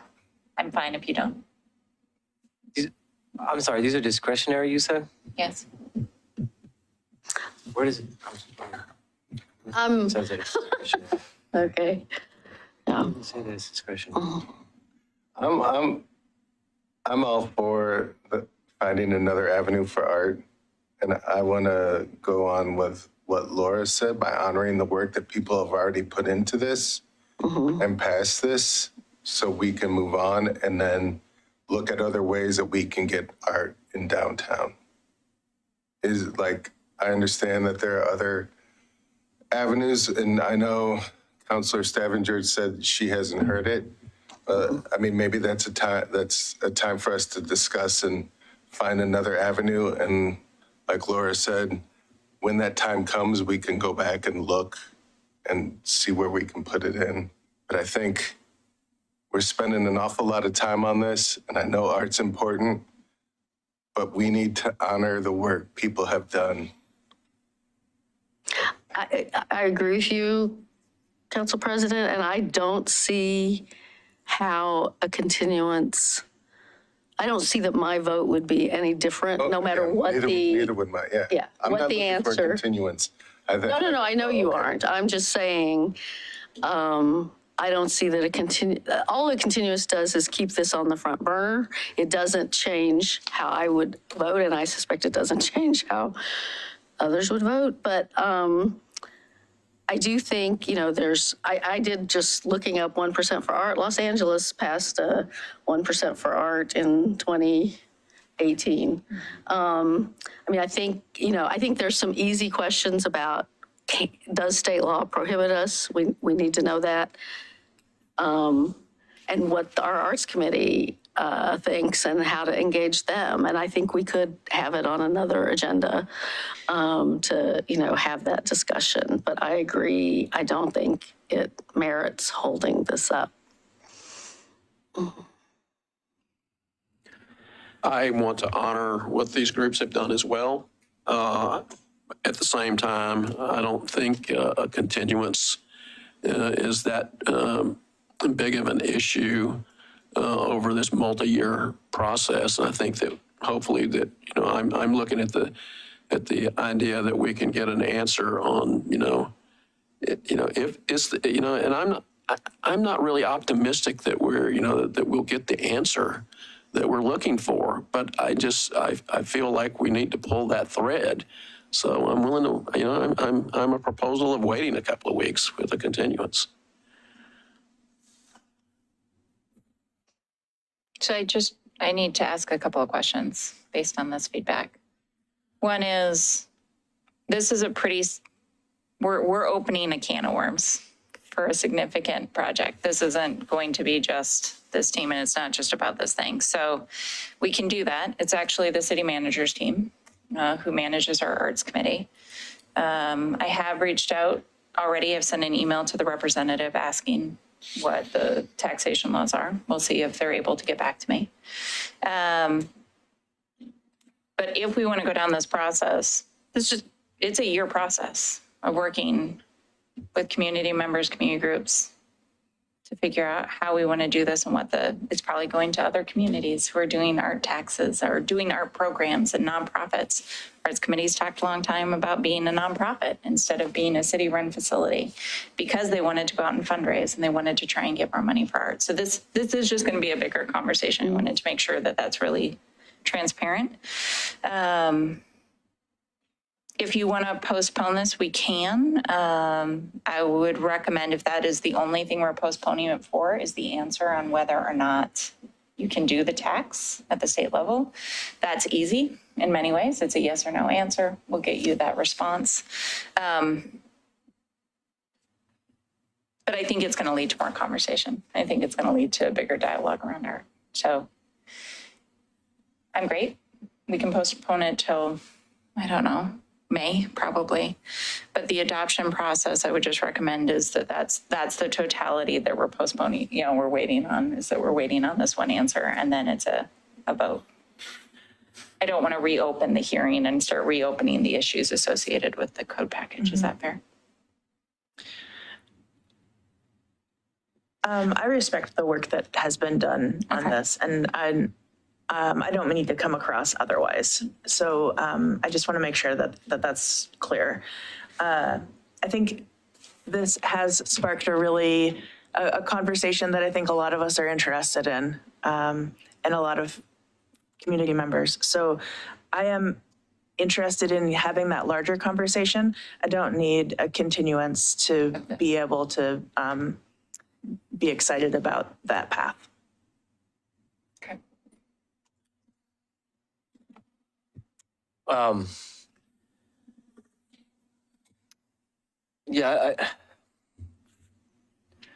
To me, it doesn't really sound like as a clear and objective standard, it's going to be something we can do based on, I don't want to, the city attorney had told us that they've gone down the path multiple times to see if they can, I want to make it something mandated, but if it's not something we can do and it's something that's got to be discretionary, maybe that is the way we do it, but the reason why I just want to make sure is because, again, we don't work on these codes things for decades. But if it's something that's discretionary, for me, it's what happens with the tax isn't really going to change it, because I just don't think that, based on what I'm hearing, I'm going to trust staff in the many meetings that they've had, in the sense that there's really no way to do it mandated outside of the discretionary role, or unless we find a funding mechanism for that. So for me, it's not really going to change things, because I don't. It sounds like there's got to be another way, and I don't want to take away from the many meetings that they have had already about going down that path. So, like you said, it might be something bigger. It's a bigger discussion that maybe it's a different discussion. It's a whole new agenda item that needs to be discussed. Because whether the tax is something we can do, that's not going to change whether we can make it a standard, right? We can't make it we can't mandate either way, whether we can tax them or not. Is it something we can? Am I correct, or Justin? Sorry, say again. Like if it comes back that we can have a tax, right? That's still not going to change the fact that we can't include it in the standard, right? Yeah, Is it something that we could? I think the question is more simple. These are clear and objective guidelines, right? If we establish in our program through a tax, my belief is, and I'm not the deciding factor here, but my belief is that you would want some sort of discretionary process to use the revenue from that tax to reach the goals that you set for public art. And that would not be properly housed in clear and objective downtown design guidelines. And I don't believe that even if you were able to, say, have a discretionary path that allows for private development taped onto the side of these guidelines, I believe that passing the tax is not a quick thing, right? Think of all the other taxes we have to do. If the legislature ups the marijuana tax from 3 to 10%, we have to go to the voters to raise that tax. When Portland wanted to do the tax for art, they had to go to the voters to get it, right? I believe that, and I have not researched this in this particular sphere, but I believe that in order to do that tax, we would either need, similar to the CET, statutory authorization to levy the tax, or voter approval to levy it, if absent a statutory reference. That's my, if I approach this as a research project, I'm going to have to find something that convinces me we don't need one of those two things. But it's not, if we end up passing these code amendments, it's not too late to do that later. right? To tackle. Of course You can not. always come back. Of course not. If we, It's just the mandating it in here is where we're having where we can't really have it done, a art installation or some sort of artwork being done. So That's what, In recognition of this discussion, I am not an advocate of holding this process up that may generate another year's worth of effort. Because things are going on downtown, and we need these design standards that people have been working on so that it's simple to follow and everything like that. So I'm ready to go to a yes or no vote, yeah. Okay, good. That's a good point, that we know there's an imminent application probably on the Peak Funeral Home property. And so having these in place would be good. Yeah, I hadn't thought about that. But I fear we'll forget about this. Well, that's on us, right? We need to, we need to go out and have conversations with the Arts Committee. And I mean, some of it's on Justin to do some legal research, but a lot of it's on us. Well, and I'm going to just come back to, we're all new, we're all practicing this, but I'm going to ask questions like, is this more important than the other work we're doing on other things? And this is something I care a lot about. So this is not a statement of, I think it is a moment in time that would be great. And we've talked a lot about taxes and fees in a variety of spaces over the last couple of months, and there's been a lot of heartburn about it. So I also just want to be aware that as we're talking about taxes and fees, this is another discussion about taxes. yeah, taxing a developer is not a problem for me. Taxing citizens, yes. Taxing a developer, no. And when we do that, we're also taxing affordable housing developments right now. And a lot of the work that we're doing is trying to offset some of those costs. Oh, they can be exempted. Yeah. And developers do Yeah, charge, tonight. developer do charge a fee. No, I hear y'all. I really do. I don't know enough. I don't actually know anything. So I'm debating with you over things I don't know. So that's the point, right? Is I don't know if we can even do a tax. But it sounds like we don't need to do it tonight. So I'm going to pass this back to the council. All right. Ready? Yep, go. I move for the first and second readings by title only, and the adoption of the ordinance amending municipal code 19 zoning ordinance for the purpose of updating and reorganizing the downtown design review process, file number ZA-2022-003. I second.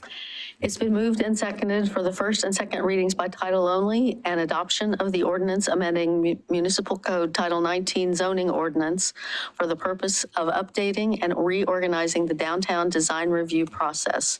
File number ZA-2022-003. Is there any further discussion? Okay, all those in favor say aye. Aye. Opposed, say no. No opposition heard. The ordinance passes unanimously. Ms. Ober, would you please read the ordinance 2 times by title only? An ordinance of the City of Milwaukie, Oregon, amending Municipal Code MMC Title 19 zoning ordinance for the purpose of updating and reorganizing the downtown design review process, file number ZA-2022-003, and an ordinance of the City of Milwaukie, Oregon, amending Municipal Code MMC Title 19 zoning ordinance for the purpose of updating and reorganizing the downtown design review process, file number ZA-2022-003. Mr. Stoffer, would you please poll the council? Councilor Massey. Aye. Council President Nicodemus. Aye. Councilor Stavanyard. Aye. Councilor Cosrabati. Aye. Mayor Beatty. Aye. Motion carried 5-0. Ordinance 2226. All right. So we have yet on our agenda goals adoption and a return to a executive session. I am inclined to think we should postpone the goals adoption because I think the discussion in the executive session might might color that. So Agreed. what do people think? Agreed. Agreed? I agree. Okay. Do we need a motion to discontinue that? No, okay. No, but we'll just put it on the next agenda for April 4th. Okay. So with that, Before we adjourn, yes? I just want to, I want to say this early on, but I didn't want to butt in. Just for all of our Iranian Americans out there, it is Persian New Year. So I just want to say Nowruz Mubarak. They are celebrating currently, whether you're Iranian Americans here or our Iranian friends across the world. Happy New Year. Happy New Year. I hear there's a really good Nowruz celebration somewhere in Portland, but I've never found Oh, it. there's good ones. Yeah. Jumping over fire and all kinds of stuff. Yeah. Okay. So if we're continuing the council goals, then I will entertain a motion to adjourn. Mayor Beatty, before you adjourn, do you mind reading the? Oh, I need to read the, exec. yes, okay. And let me see where I put it. There we go. After tonight's regular session, we will be continuing the executive session we began after the work session earlier pursuant to ORS 192.6602H to consult with counsel concerning the legal rights and duties of a public body with regard to litigation or litigation likely to be filed. Do you think I need to read? No. Okay. All right. So with that, I will entertain a motion to adjourn the regular session. I move to adjourn. Second. It's been moved and seconded to adjourn the regular session. All those in favor say aye. Aye. Opposed, say no. None heard. Our regular session is adjourned.